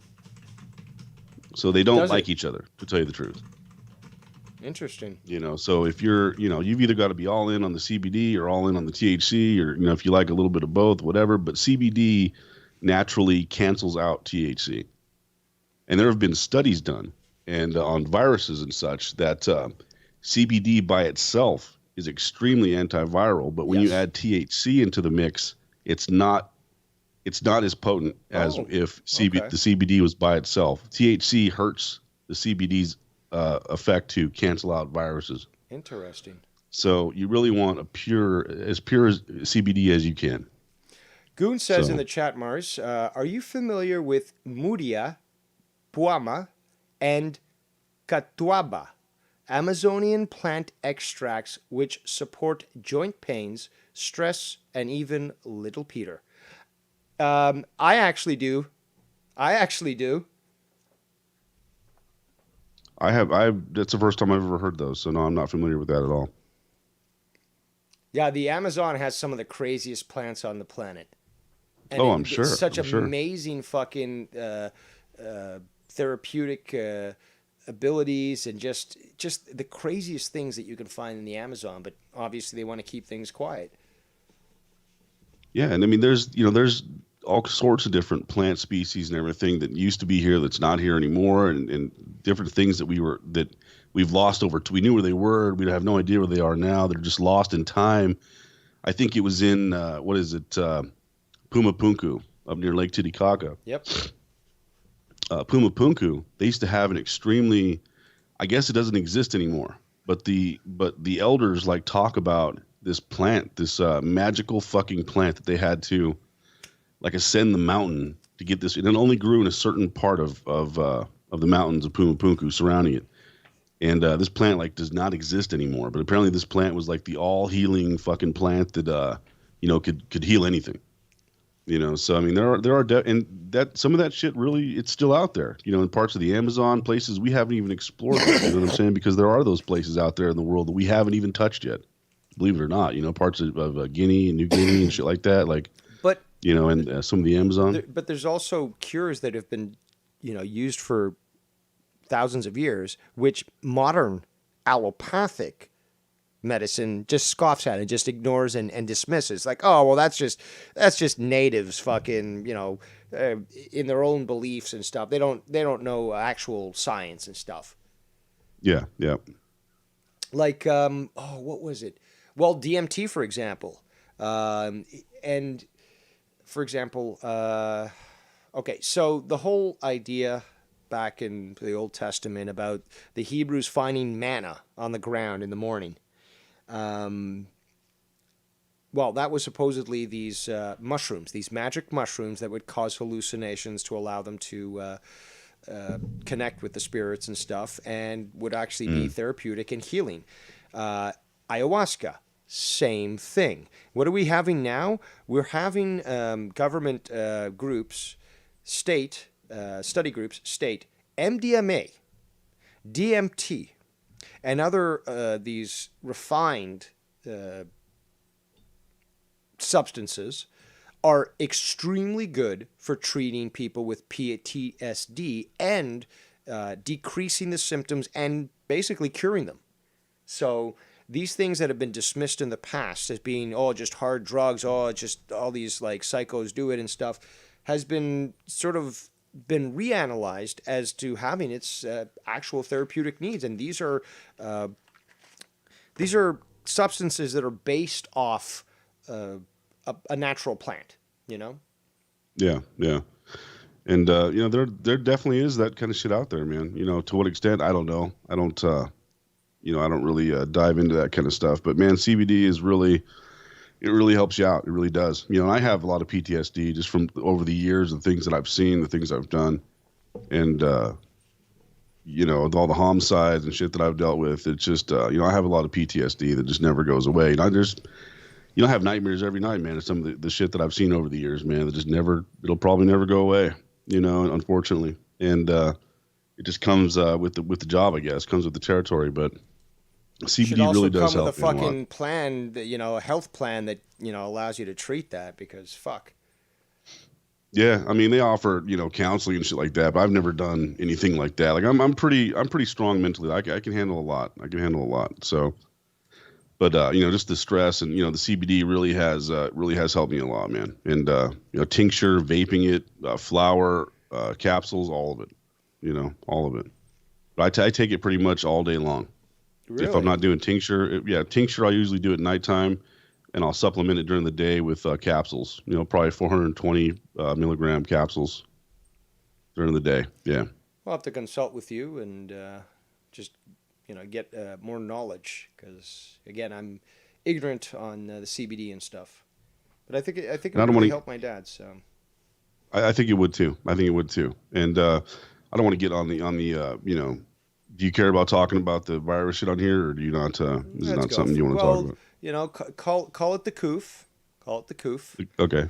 And so that's another thing with the coof is studies have shown that it can be treat coof symptoms, and a lot of people don't really understand. Look, I've been around it. I'm around it all the time. I've yet to get it, and if I did, it was very, very a year and a half ago, and I didn't know. Can I ask you a question? You deal with things that I guess occur. You don't work in a you used to, you said, but you don't work in a funeral home, so you're not seeing those that are supposedly dying of natural causes, right? I do see it, but I'm more in the field, yeah. Yeah. The point I'm making is that what I've been researching and reading is that there are people who do work at these funeral homes, and they're saying that these places should be filled up with these people that they're claiming are dying, and they're not. So, there's a lot of strange coincidences. I just wanted to mention that because, what they say doesn't match what is being said, on the ground, Right. And, and the thing is also is that every state is different, and every state gives out their own, stats, whatever. I know here, like it was a problem. It's starting to ease up now, but it was a big problem. I don't know. I mean, the emergency rooms, they weren't like everybody said they were. They weren't, oh my God, they're packed wall to wall. It wasn't ever like that. But, there were tons of people, on vents. And I personally know, I have a friend of mine that's on a vent right now. He got intubated last week. Are they? So I mean, it is. Were they experiencing symptoms of the coof, or are they confirmed infected? Oh yeah. No, he was sick, and then he started. And this is the thing about it is he started to feel better, but then it comes back, and it all of a sudden you don't realize it, and you can't fucking breathe. Your oxygen levels dropping and dropping and dropping and dropping. That's why they shouldn't be fucking intubating them, though. Right. Well, there's a big debate over vents, and the the truth is that you fuck around with a vent and you intubate somebody and you turn that machine on with the wrong pressure, you're going to blow somebody's lungs out. Mm-hmm. And vents cause damage within themselves, just them by themselves. Vents cause damage. Your lungs are extremely fragile. So, on top of what already happens with ARDS in your lung, because people don't understand is it's not the coof that gets you. Okay, it's not that gets you. And that's why from the beginning it's always been very, very weird. And it's like, well, how is this person getting in? This person's not, or how is this person sick and this person's not? Well, it's because it's your immune system. It's an immune system thing, is what it is. Also, and everybody's follow the immune money. system reacts to it differently. True, but it's the response that your body puts out to it is the problem. It's not it. It's not the coof. It's your response, your body's response to it. It overproduces T cells. And once your body starts overproducing T cells, it can't stop. It can't stop. So what it does is it keeps on producing immunocells, and these cells don't know what to do, so they start attacking your body. Can you explain to the audience what a T cell is? It's an immune cell. Short answer. It's one of your immune cells. And it then attacks your lungs, and then it causes ARDS, which is acute respiratory distress syndrome. Once it causes ARDS and what they call a cytokine storm, it's already done. Yep. Your body is then, your cells are attacking itself. Your body's attacking itself. And that is the problem. And that is what people die from. Not that. It's your body's response to it. It's the inflammation. You have got to keep the inflammation down. That is the key to it. If you can keep the inflammation down and not allow your body to overreact, because that is essentially what your body does, is overreact to the coup. Your body overreacts and it starts attacking itself. And because of the intubation, then it basically inhibits your ability to handle that properly and prevents you from, I guess, from dealing it as your body normally would. Yes. Yeah. So, it's knowing how to, handle the inflammation. And again, it all goes back to inflammation. Some of the oldest people in the world take turmeric. I've taken it for many, many, many years. Black cherry juice, amazing for fucking anti-inflammatory capabilities. Also, stinging nettle tea, which I've actually started to drink, amazing as well. Very effective, and it's not a bad tea. It's slightly flavored, a little earthy, but really good, very effective, and you can see it quite quickly. Yeah. So in chat, I'm sorry about that. I should have gave it better. It's just a white blood cell, pretty much, just T cell. But yeah, and that is the key to it, man. You got to stop the inflammation. You can't let your body overload. You can't let your body overreact to it. And that's why we're seeing it'll get healthy people, it'll get fat people, diabetic people, kidney failure people. There is no rhyme or reason for it. And we've seen that from the beginning. I remember in the beginning, I'm like, well, how the fuck this guy's healthy? What the fuck he dying for? Well, his body is overreacting to it. And it can't, once it starts that reaction, your body can't stop. It just keeps on attacking itself. And then it'll attack your organs, But don't you think also that because of the PCR tests and others being, highly probable to produce false positives, that this is why, somebody would be put onto, an intubation? Like, obviously there are cases where people got struck hard by this stuff, lost, smell, taste, and it hit them hard. But that's the thing, though. Some of them were supposedly healthy people. Then there was unhealthy people that got exposed to it, didn't get fucking infected at all. And then, there's people that apparently, because what I've been researching for quite some time, if you're a smoker, a tobacco smoker, it kills the receptors in your lungs necessary to even acquire this. So obviously it's one worse for another, but a lot of smokers aren't susceptible. They're like on the low level of infection rate. So, yeah, we have seen infections. We have seen some massive responses to these infections where people, they got hospitalized. They had, major flu-like symptoms because it is a weaponized system. But it's 99.997% recovery rate. Why are you going to intubate somebody, in that It is. Well, situation. here I'll tell you why. Because now here's the thing. What was I? Where was I? I was gonna really say a couple Why different. to intubate people when the recovery rate is 99.997%? Okay, so basically, once your oxygen level gets down into the 80s, now I know a guy. I know a guy personally. He had a friend. He had four. He had a couple friends, a couple buddies. They went to the Golden Knight game last year. Left the Golden Knight game. A couple days later, the guy got COVID. His buddy got COVID and died. Okay, he basically he was a little bit sick, and the next day his blood oxygen was had dropped down to the 70s, which is not good at all.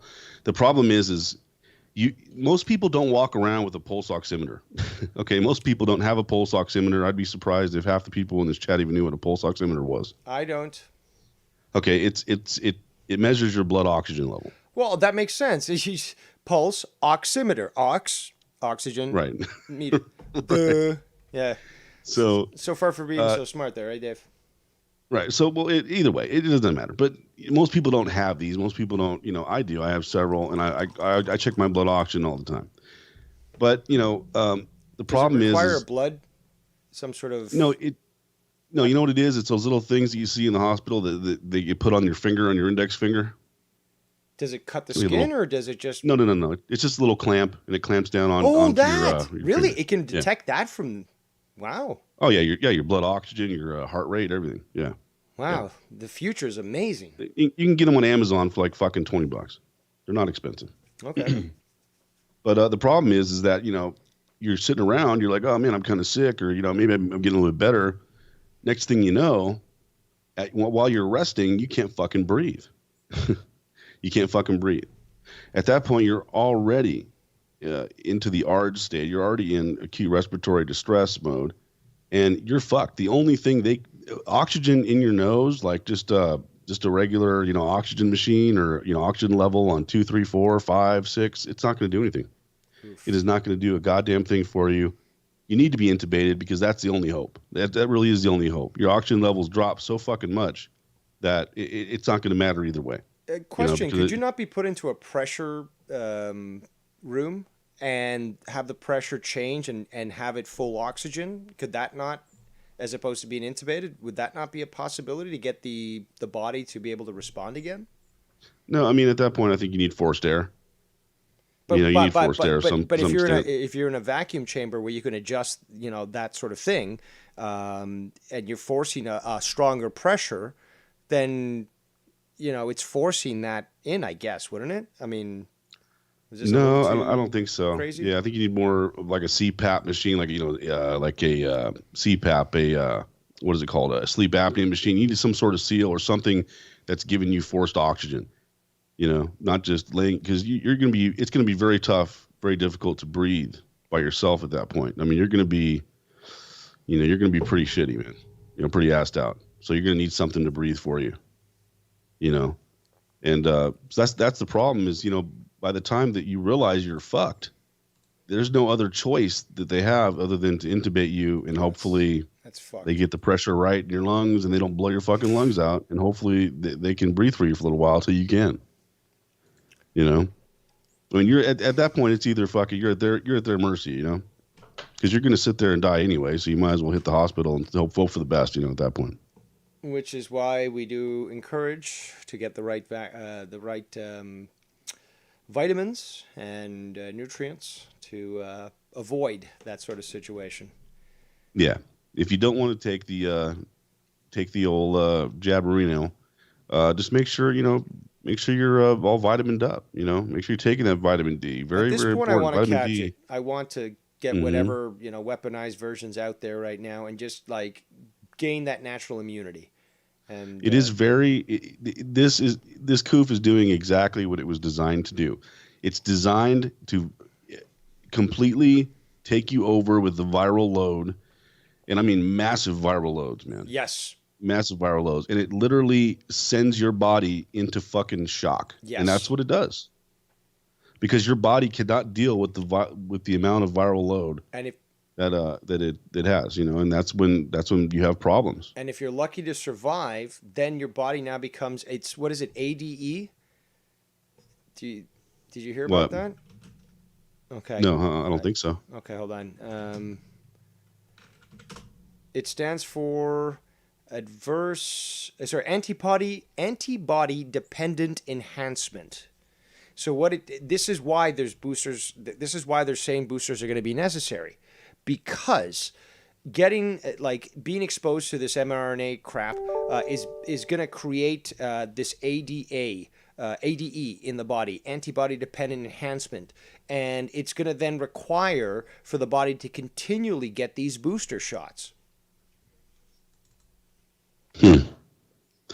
Yeah, I don't know. And there's another thing out there, and I've talked about this before. I don't know if any of you've heard this. And Fest Love in the chat, $15 at the drugstore, must-have device these days. It absolutely is a must-have device with what's running around. Everybody should have one. Because if your blood oxygen starts dropping rapidly, you're in fucking trouble, man. Anyway, what were you saying, Dave? Sorry. No, I passed it on to you, but we do have a caller. We Oh, have okay. the YR.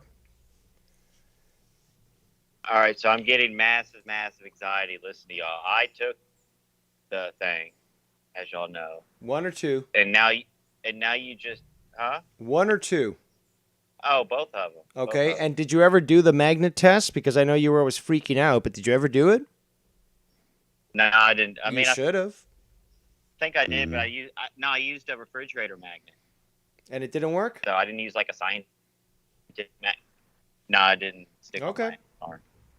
But I just heard you say I'm going to be needing boost. Like I'm going to have to take the boosters to basically stay alive. Well, no. Well, to not receive adverse reactions and to be considered vaccinated. Because here's the thing, Johnson & Johnson, all these other companies came out and said, well, after about 6 months or so, it starts to wane. The efficiency starts to wane, which means that, what you got before, if it was 100% before, now you're at 50%, and it's going to keep going down. So by the end of, the year or something, you won't have that supposed protection against the coof. So that's why they're saying and pushing for you to get the boosters. Are you going to boost her up, YR? You gonna I make will sure not you get do that. No. But that's the thing, though. They're gonna. They say that if like, and this is part of Biden's stuff as well. Is that if after this stuff declines, you're seeing it in Israel right now. Oh well, it's no longer efficient, so your passport's now expired. You got to go again for more shots. Well, like remember when I was telling you about like last week or a week and a half ago, like the guitarist Judas Priest, who's like not he got the original, hospitalized, so or what exactly happened? Explain emergency, a heart, just event, and he was saying like, oh, there's no details. I mean, they called it like an aortic, or an arteritic something. Aortic. Where Yes, where it it's was like, aortic. most people don't survive it. And he was like 4 minutes away. They opened for Metallica for this like festival.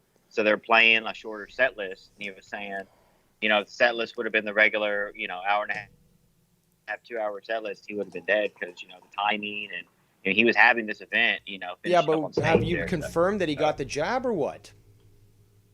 I mean, I can't confirm it, but I would imagine like, most of the band, I mean, I would even say Metallica, all of them got the jab. Like, I would think most people doing concerts right now, Guns N' Roses, all of them got the jab.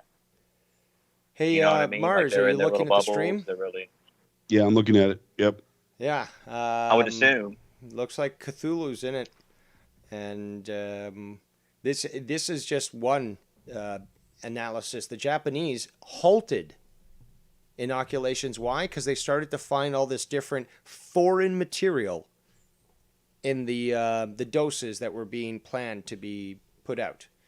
Japan did a full halt on inoculations because foreign objects were found.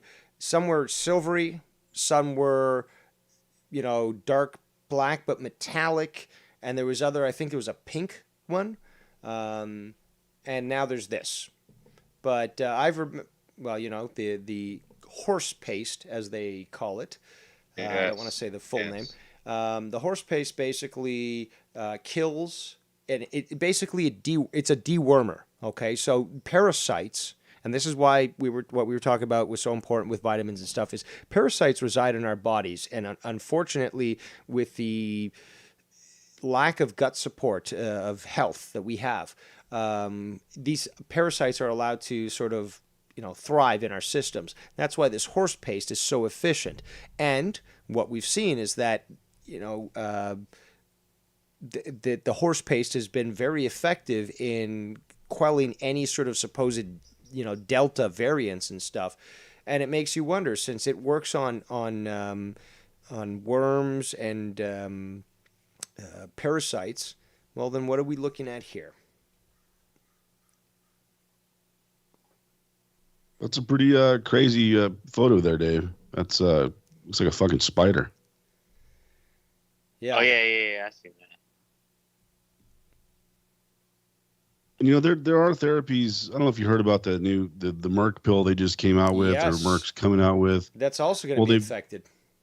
Right. Well, they're now saying that pill. There's people that come out and said that that pill is no good. That pill actually causes problems, can cause people with cancer problems, can cause pregnancy problems. So that was the next hope, sort of to treat this thing symptomatically.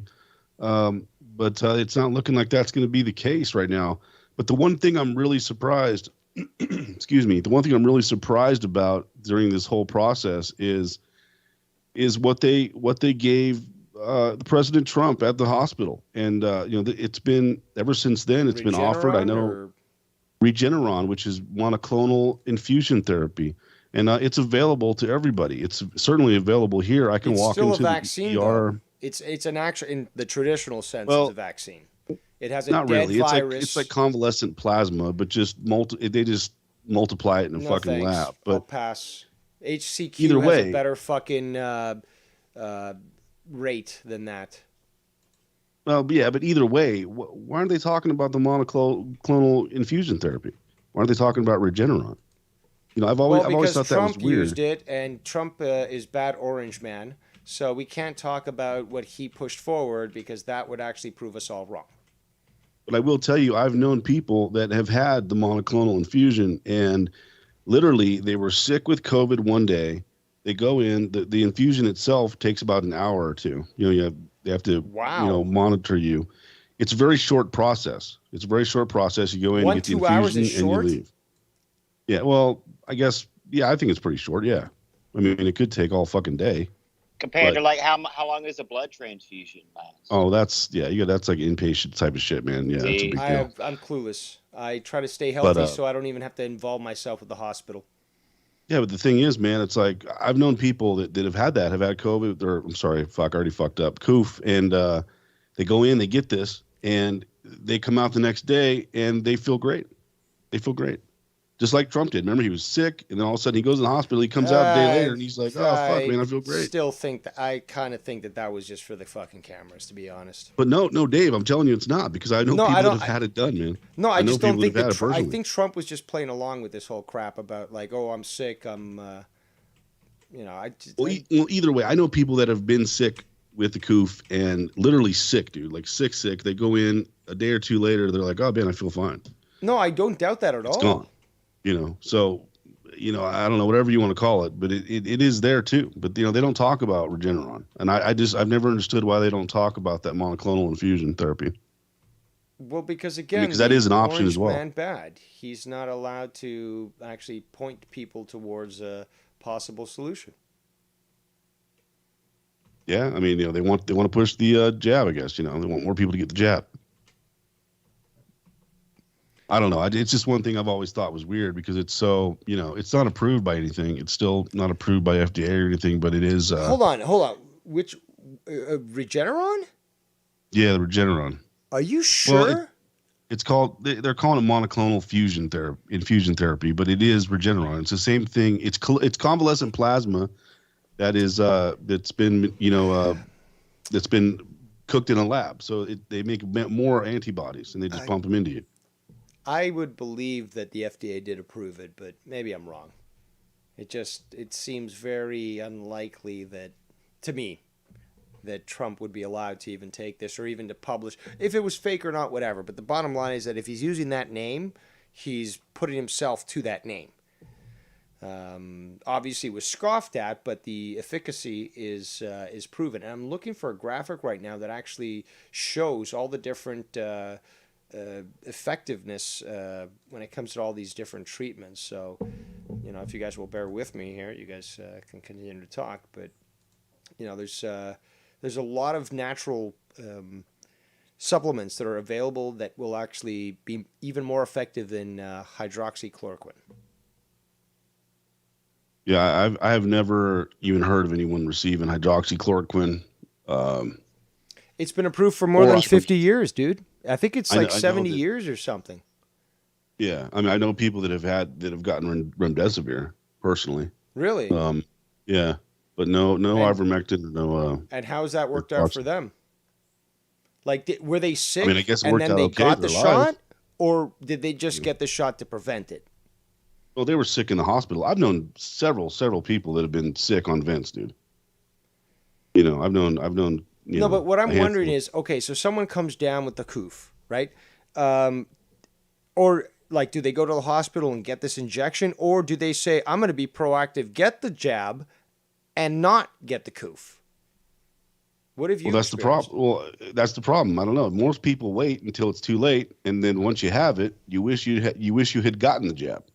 That's usually how it's going. That's how it's going with everybody I've talked to has been very much anti-jab.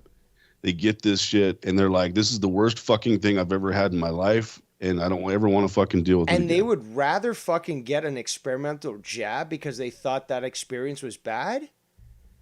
Like, what about all the people that had an even worse experience when, like, there's this one woman who had her legs amputated, this black woman, and then I think her hands had to be amputated too because she took this thing and you had all these blood clots throughout her entire body. Hey man, I don't know. I just know what I've heard and what I've seen and who I've talked to, bro. I mean, everybody's different. Everybody has an opinion. Everybody has their own feelings. This world is in fucking sane. This world is in fucking sane. And things are going to get so much fucking worse. So much fucking worse. This is fucking crazy. People are just, they're marching to the fucking,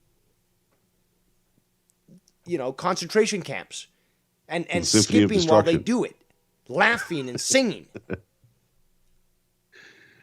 And yet we're called the madmen. We're the one who are pointing out actual fact. And these people have been so dumbed down that now, whatever, you're wrong. You make my feelings, hurt. But I'm going to rat you out, and I'm a good Nazi. I mean, this is fucking, this world that we live in is fucking unreal. And to be quite honest, a lot of people are to blame, especially the willfully ignorant. They hand over their power to government and hope that they will actually have their best intentions in mind. It's insanity. It's absolute fucking insanity.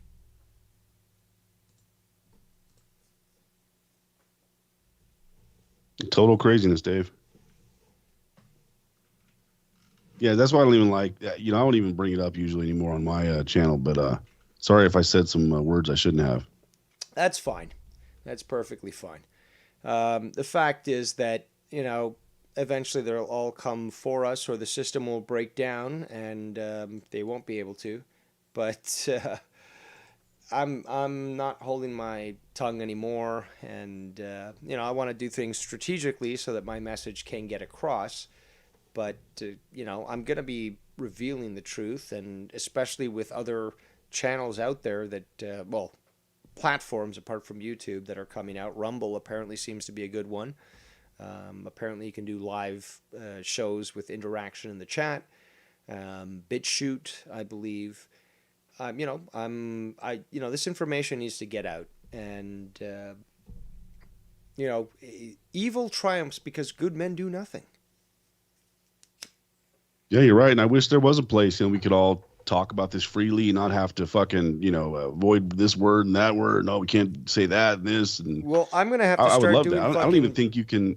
private I don't even think you could calls. do it on Patreon anymore either. Not And even, yeah. Patreon's cracking down on this shit too. So Exactly. So I'm thinking what I'm gonna have to do is just fucking have these private, like just like when the Americans were planning to revolt against the British, meeting up in smoky bars and in barns and forests to discuss what was going on.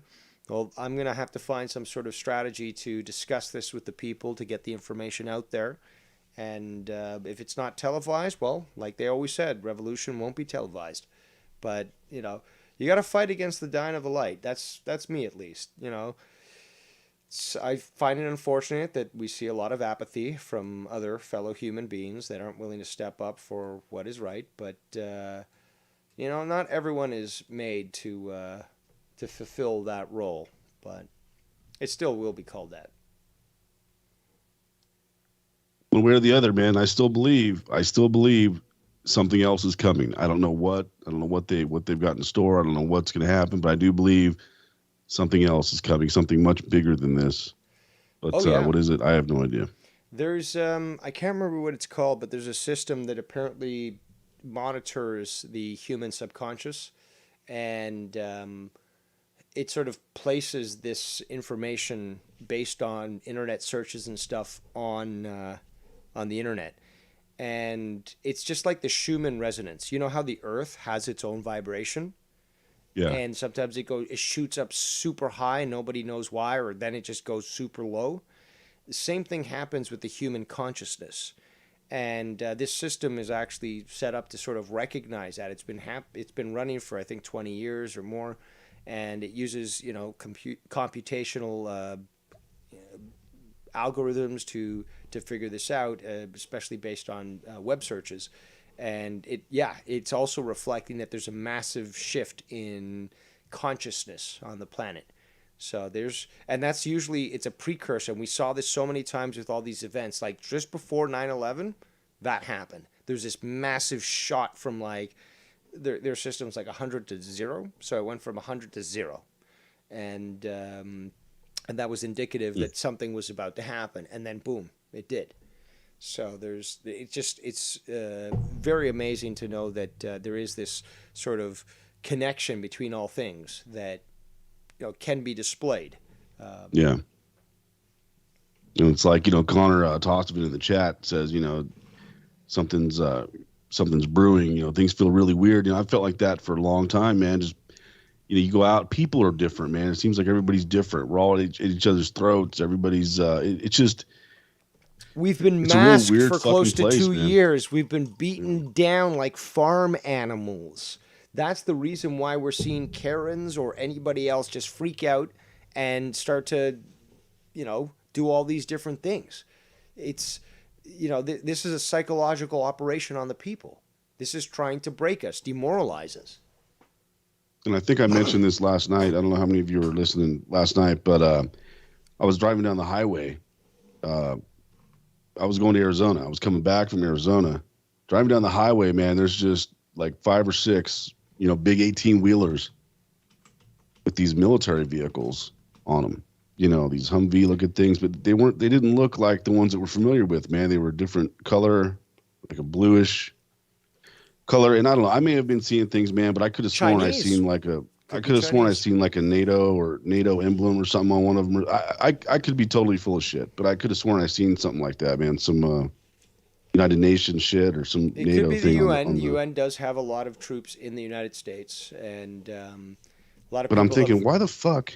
It was just weird, man. I got a really weird feeling. There's another truck that was totally tarped off. Totally tarped off. You couldn't see in it. There's nothing.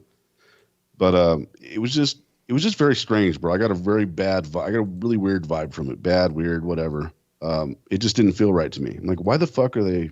Where is this going? I don't know. It was just really strange. It was really strange. There's been a lot of sightings of that throughout America. All these troop transports, trains carrying a lot of tanks, and they're constantly moving troops or material around the country. But We also know that FEMA camps do exist, and we know Australia has already implemented their isolation camps or concentration camps. Well, what's going on in Australia, Dave, is extremely scary, and we should all be watching Australia very closely and make sure that never happens here. You know, because it really can. Well, they're It trying to really push can. it. They're trying to push it onto Hmm. America, and they're trying to justify by utilizing the fifth column, which is the media, to convince people that gun confiscation is perfectly fine. After And the shit we've seen the last 2 years that have gone on in this country and all the shenanigans, I fully believe at this point anything can fucking happen here. So be ready. Be ready. Be prepared. Like be prepared, not scared. well, they're Have your shit together. Have your water. I they're get all pushing my for the shit. Great You know. Reset. They're pushing for the Yeah. Great Reset, and that's why, like Mars is saying, that you need the basic minimum at least for 3 months, which is water, food, ammunition, and firearms. Yeah. I get a lot of my shit from My Patriot Supply. I'm not sponsored by them. I wish I was. But I get all my buckets of food and MREs and shit. I mean, I have, probably a year's worth at this point. But You're and I gonna have to stockpile prepare for that. water. I go to the store every week and I buy an extra two bags of water or two cases of water that I need. And stockpile it all out in the garage. And just so I'm, like I said, it's better to be prepared, than not be prepared. Well, So preparation is key to prevention. Trademark Dave Rose.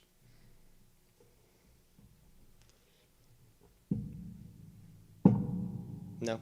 solar banks is another. Oh, sorry, solar banks is another one. Like if you want, I got a oh shit, man, 5 or 6 now. Or Solar chargers, crank-based generators. Yeah. rechargers. Yep, those two. Mm-hmm. Very important. Because when shit hits the fan, and honestly, with all this news that we're getting, all these, I mean, it's becoming more and more. The solar flare, the asteroid, this natural disaster, that natural disaster, they're becoming more It's frequent. fear porn. They're trying to make Who you knows panic and think that everything's coming at you. Well, yeah, I don't panic, but I mean, it makes me think that there is something coming, whether it's Yellowstone, whether it's a fucking massive earthquake, whether it's, What if they're maybe trying to keep you off balance so that they can come in and start to put people in camps? well, that's true. I mean, they're not going to do that here without a fight. People aren't just going to go to Yeah, camps but here in there's a lot America. of misdirection being used, and that's why you have all these different stories being thrown out. World War III with China, Russia, asteroids, earthquakes, fucking Yellowstone. It's all fear But like I porn. said, it's good to be prepared for all those things if you can. Of course. Be prepared. Of You know? course. I don't know what's going to happen. I have no fucking idea. Am I scared? No, I'm not scared. I'm prepared. You should be prepared too. But they're pushing it because it is advantageous to keep people off balance, to try to keep guessing as to what's happening. True. I mean, what are they going to do another? They've been trying to push the UFO thing for a bit. The public doesn't really even give a shit. And, we already know that Project Bloombeam was to use a fake alien invasion to try to get people on their side. So at this point, they might try to do that, but how apathetic is the fucking public? Are they going to say, fuck off, aliens, we don't give a shit? Like, and then the government who would fake it would be, oh, fuck, we can't even get them to fucking react to actual alien invasion. Like, what do we do to get these people to fucking react the way that we need to so that we can jail them and confiscate their weapons? I just, when you think about it, I don't know what is that going to solve, man? What is jailing everybody? They need us to work. They need us to make money. They need us to fucking, be productive every day. No, automation will fix that. And also, under Obama, I believe 10,000 guillotines were ordered for these FEMA camps. And the only reason that you need a guillotine is for rapid execution. It's the quickest way. It doesn't expend any ammunition. And it's a controlled sort of situation. So I think that alone also speaks to their intention. All the coffins that they ordered for these FEMA camps, even back with George Bush Jr., It really goes to show that they do have plans in mind for the populace. Well, there will be no guillotine for Mars Mirror. I will go down in a firefight because I'll be goddamn if I'm going to get put in a fucking guillotine. So you're going to have to shoot me. Sorry. It's not going to work out very well. Now, see, the thing is, though, what people need to understand is that if even Mars was on a list, the authorities would have a tough time even getting to where he is, because the chaos that would be happening would require them to, sort of plan a strategy. And they can't. There's more of us than them. We have more ammunition than they do. There's no way in hell that the U.S. Army itself or all its forces could ever take control of the entire continent of the United States. There's no chance. Bro, I will pull a fucking Taliban and fucking move my ass into the mountains of Nevada and shit, bro, with some towels and sheets and shit over my head. Well, there's a lot of fucking Americans that do the same. They would commit guerrilla warfare, and because this is their land and they have no qualms in defending it, and if American soldiers won't fight and they send UN troops or any other troops, just like we saw with the Soviets in Afghanistan or the Americans in Vietnam, it's that any victory by the guerrillas towards the imposing force is always a moral victory. So there's no way in hell America can be conquered. It's too big. The people are too well armed, and the invading forces don't have the necessary knowledge of the land to survive. They don't. Right. I mean, dude, you can't even get a hold of fucking ammo still to this day, man. You can't, you might be lucky and get a box of fucking, ammo if you're lucky, man. But for the most part, I mean, people are stocked up so well. And it's crazy, man. I mean, you're definitely in for a fight. They want to pull some shit like that, People aren't going to, if it really came down to it, people aren't just going to roll over, lay down, and say, okay, take me to the FEMA camp now, or take me to the guillotine, It's not going to work like that, Yeah, them flyover states aren't going to take too kindly to that sort of imposition. And when they've got a large property where they can see a convoy coming in real, like from a large distance away, not only are their guerrilla troops going to be able to have several IEDs to prevent that convoy from moving forward, but they're going to have snipers that can hit at, a mile away, and that contingent is done. What are you going to try to do, a fucking air attack? I mean, there's a lot of people out there that can put together anti-air missiles and shit. And with the technology that they have today, even a drone could fucking cause major damage to any incoming missile. But, when I think about it, they need something to usher something like that in. It's just not going to happen. Something big has to happen. Some big natural disaster, some global disaster. Something has to happen to usher something like that in. The Cove maybe was supposed to do that. Unfortunately, that wasn't the case. It looked like they were preparing for something like that. Who is the head of the World Monetary Fund, and I should have shown this image if I saved it, but he was. They were going through another exercise, just like with the COOF exercises. They were going through an exercise about a massive worldwide cyber attack, which would bring down the system. And that seems to be what they're directing their attention to, is that a worldwide economic and technological collapse would force people to cry out to the government to help them, and the government be forced to come in and save the day. Well, it makes sense because when you think about it, what is the one thing that people just can't live without? They can't do without for 5 minutes, and they rely on it to talk to even family, is the internet. And you take away the power where no one can get on the internet, talk to people, coordinate. That sounds Let's like go further than that, Mars. How about the fact that financial transactions are dependent on these sorts of connections?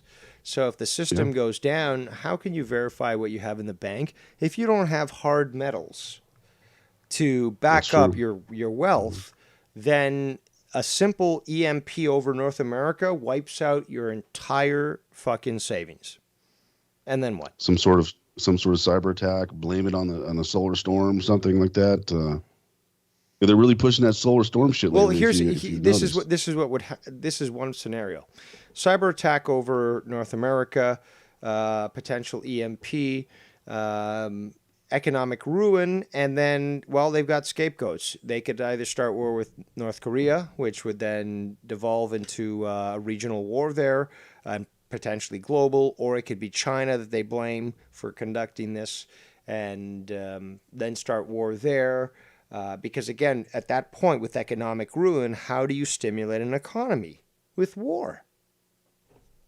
Yep.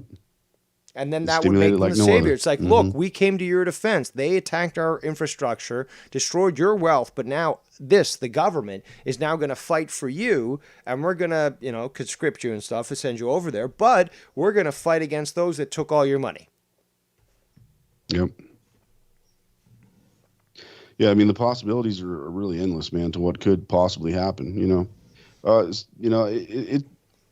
I said, man, everybody needs to be prepared. At least keep it in the back of your mind, and have your bug out bag ready.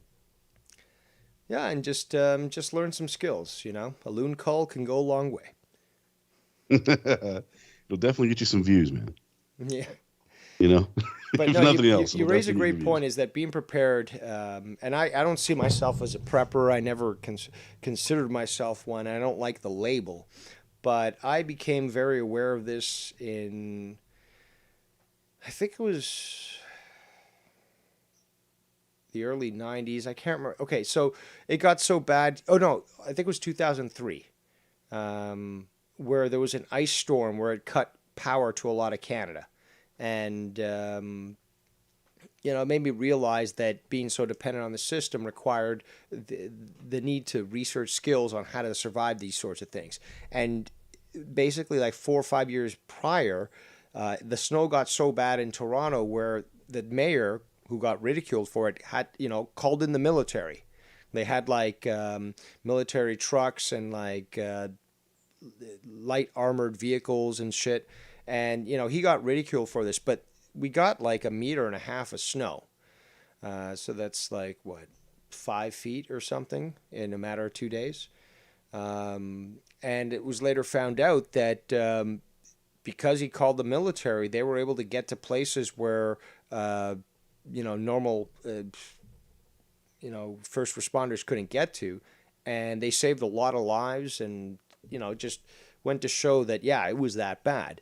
But the ice storms that happened in 2003 really convinced me that it was time to sort of prepare for these sorts of things. So ever since then, I've got my my car kit, I've got my bug out bag, I've got my EDC, I've got various kits in various areas, and have always sort of geared myself towards what could happen, and how can I be prepared.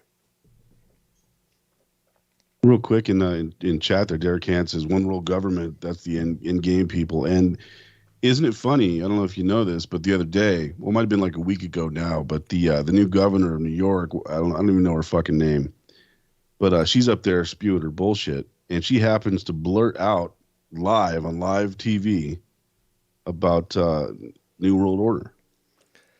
And 2 weeks ago, did you hear that? Yeah, I do. Well, I'm not sure if I saw that, but I did see 2 weeks ago the Australian. I think they're minister for the governor, whatever, premier of a certain province, or state, said the exact same thing. We've got to prepare for a new world order. What's it going to look like in a new world order? Yeah. So that's I'm not sure that was a coincidence. Yeah, they're definitely slipping up. It's becoming more and more. So it's crazy shit, Dave. Unprecedented times that we're living in. And like I said, just be prepared. Don't be scared. Just be prepared. And about what's going on in France and such, right? With all these, like the Gilets jaunes, the yellow vests, all the protests they've been going on for years. Yeah. And that stuff isn't covered in North American media. No. They're trying to convince people that nobody is fighting against this globalist agenda, and Americans are the most powerful. They could march on Washington and remove this problem literally within an hour. Yeah, it's scary, man. It really is. Who knows where? Who knows what's gonna happen, man? But we'll definitely. It is fun to talk about. I don't get to talk about this much because, as Nikki doesn't like to really talk about this kind of stuff. So it's fun when I can actually get on and just have these discussions with you and stuff, man. It's a lot of fun. I appreciate But it. yeah, man, no problem. I'm gonna get out of here though, Dave. I got some shit I got to do this afternoon. But if anybody's live later, man, I'll be free. So Well, I don't plan to be going all night. But hey, if you go live or somebody else does, then I'll tune in. Or if I don't know, somebody calls upon me and we choose to do a show, then that is a possibility too. cool, man. Well, thanks for having me on, Dave. Well, thank Appreciate you it, for bro. your input. Great stuff as always. There goes the kingpin of Las Vegas, Mars Mira. So yeah, if anybody else wishes to call in, you are more than free to do so. We've been going on for about 2.5 hours. Not bad. Not bad. We covered a plethora of different topics. And I just wanted to cover just stuff that's been going on for quite some time. Just world news, science stuff, space, and yeah, something different, to say the least. Working on a new episode for Too Many Chefs, so that should come maybe next week. We'll see.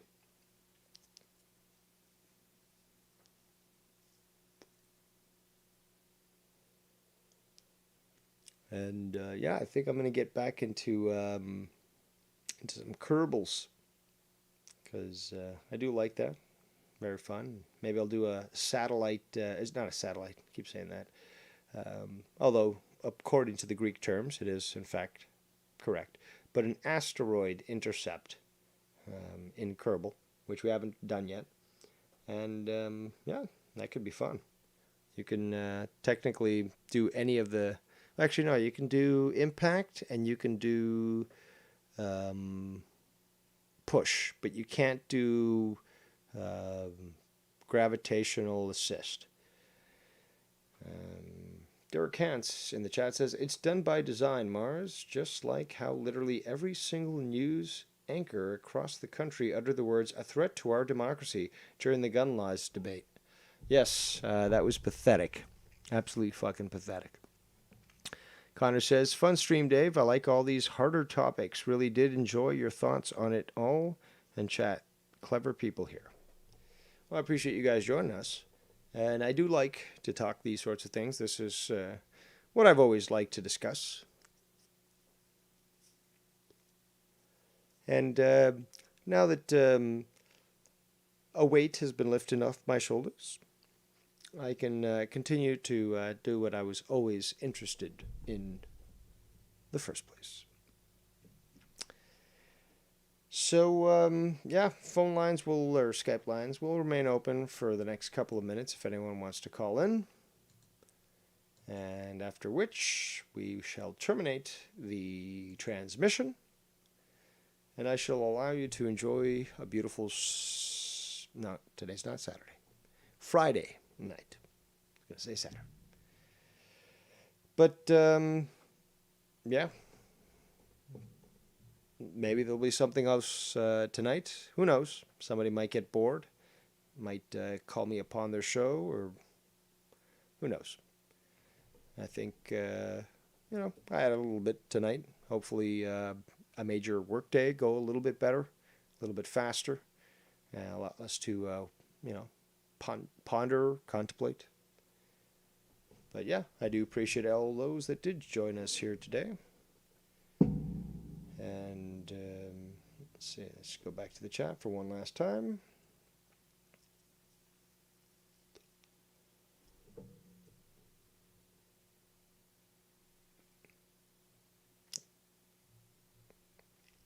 All right, well, I think that's where we will end it.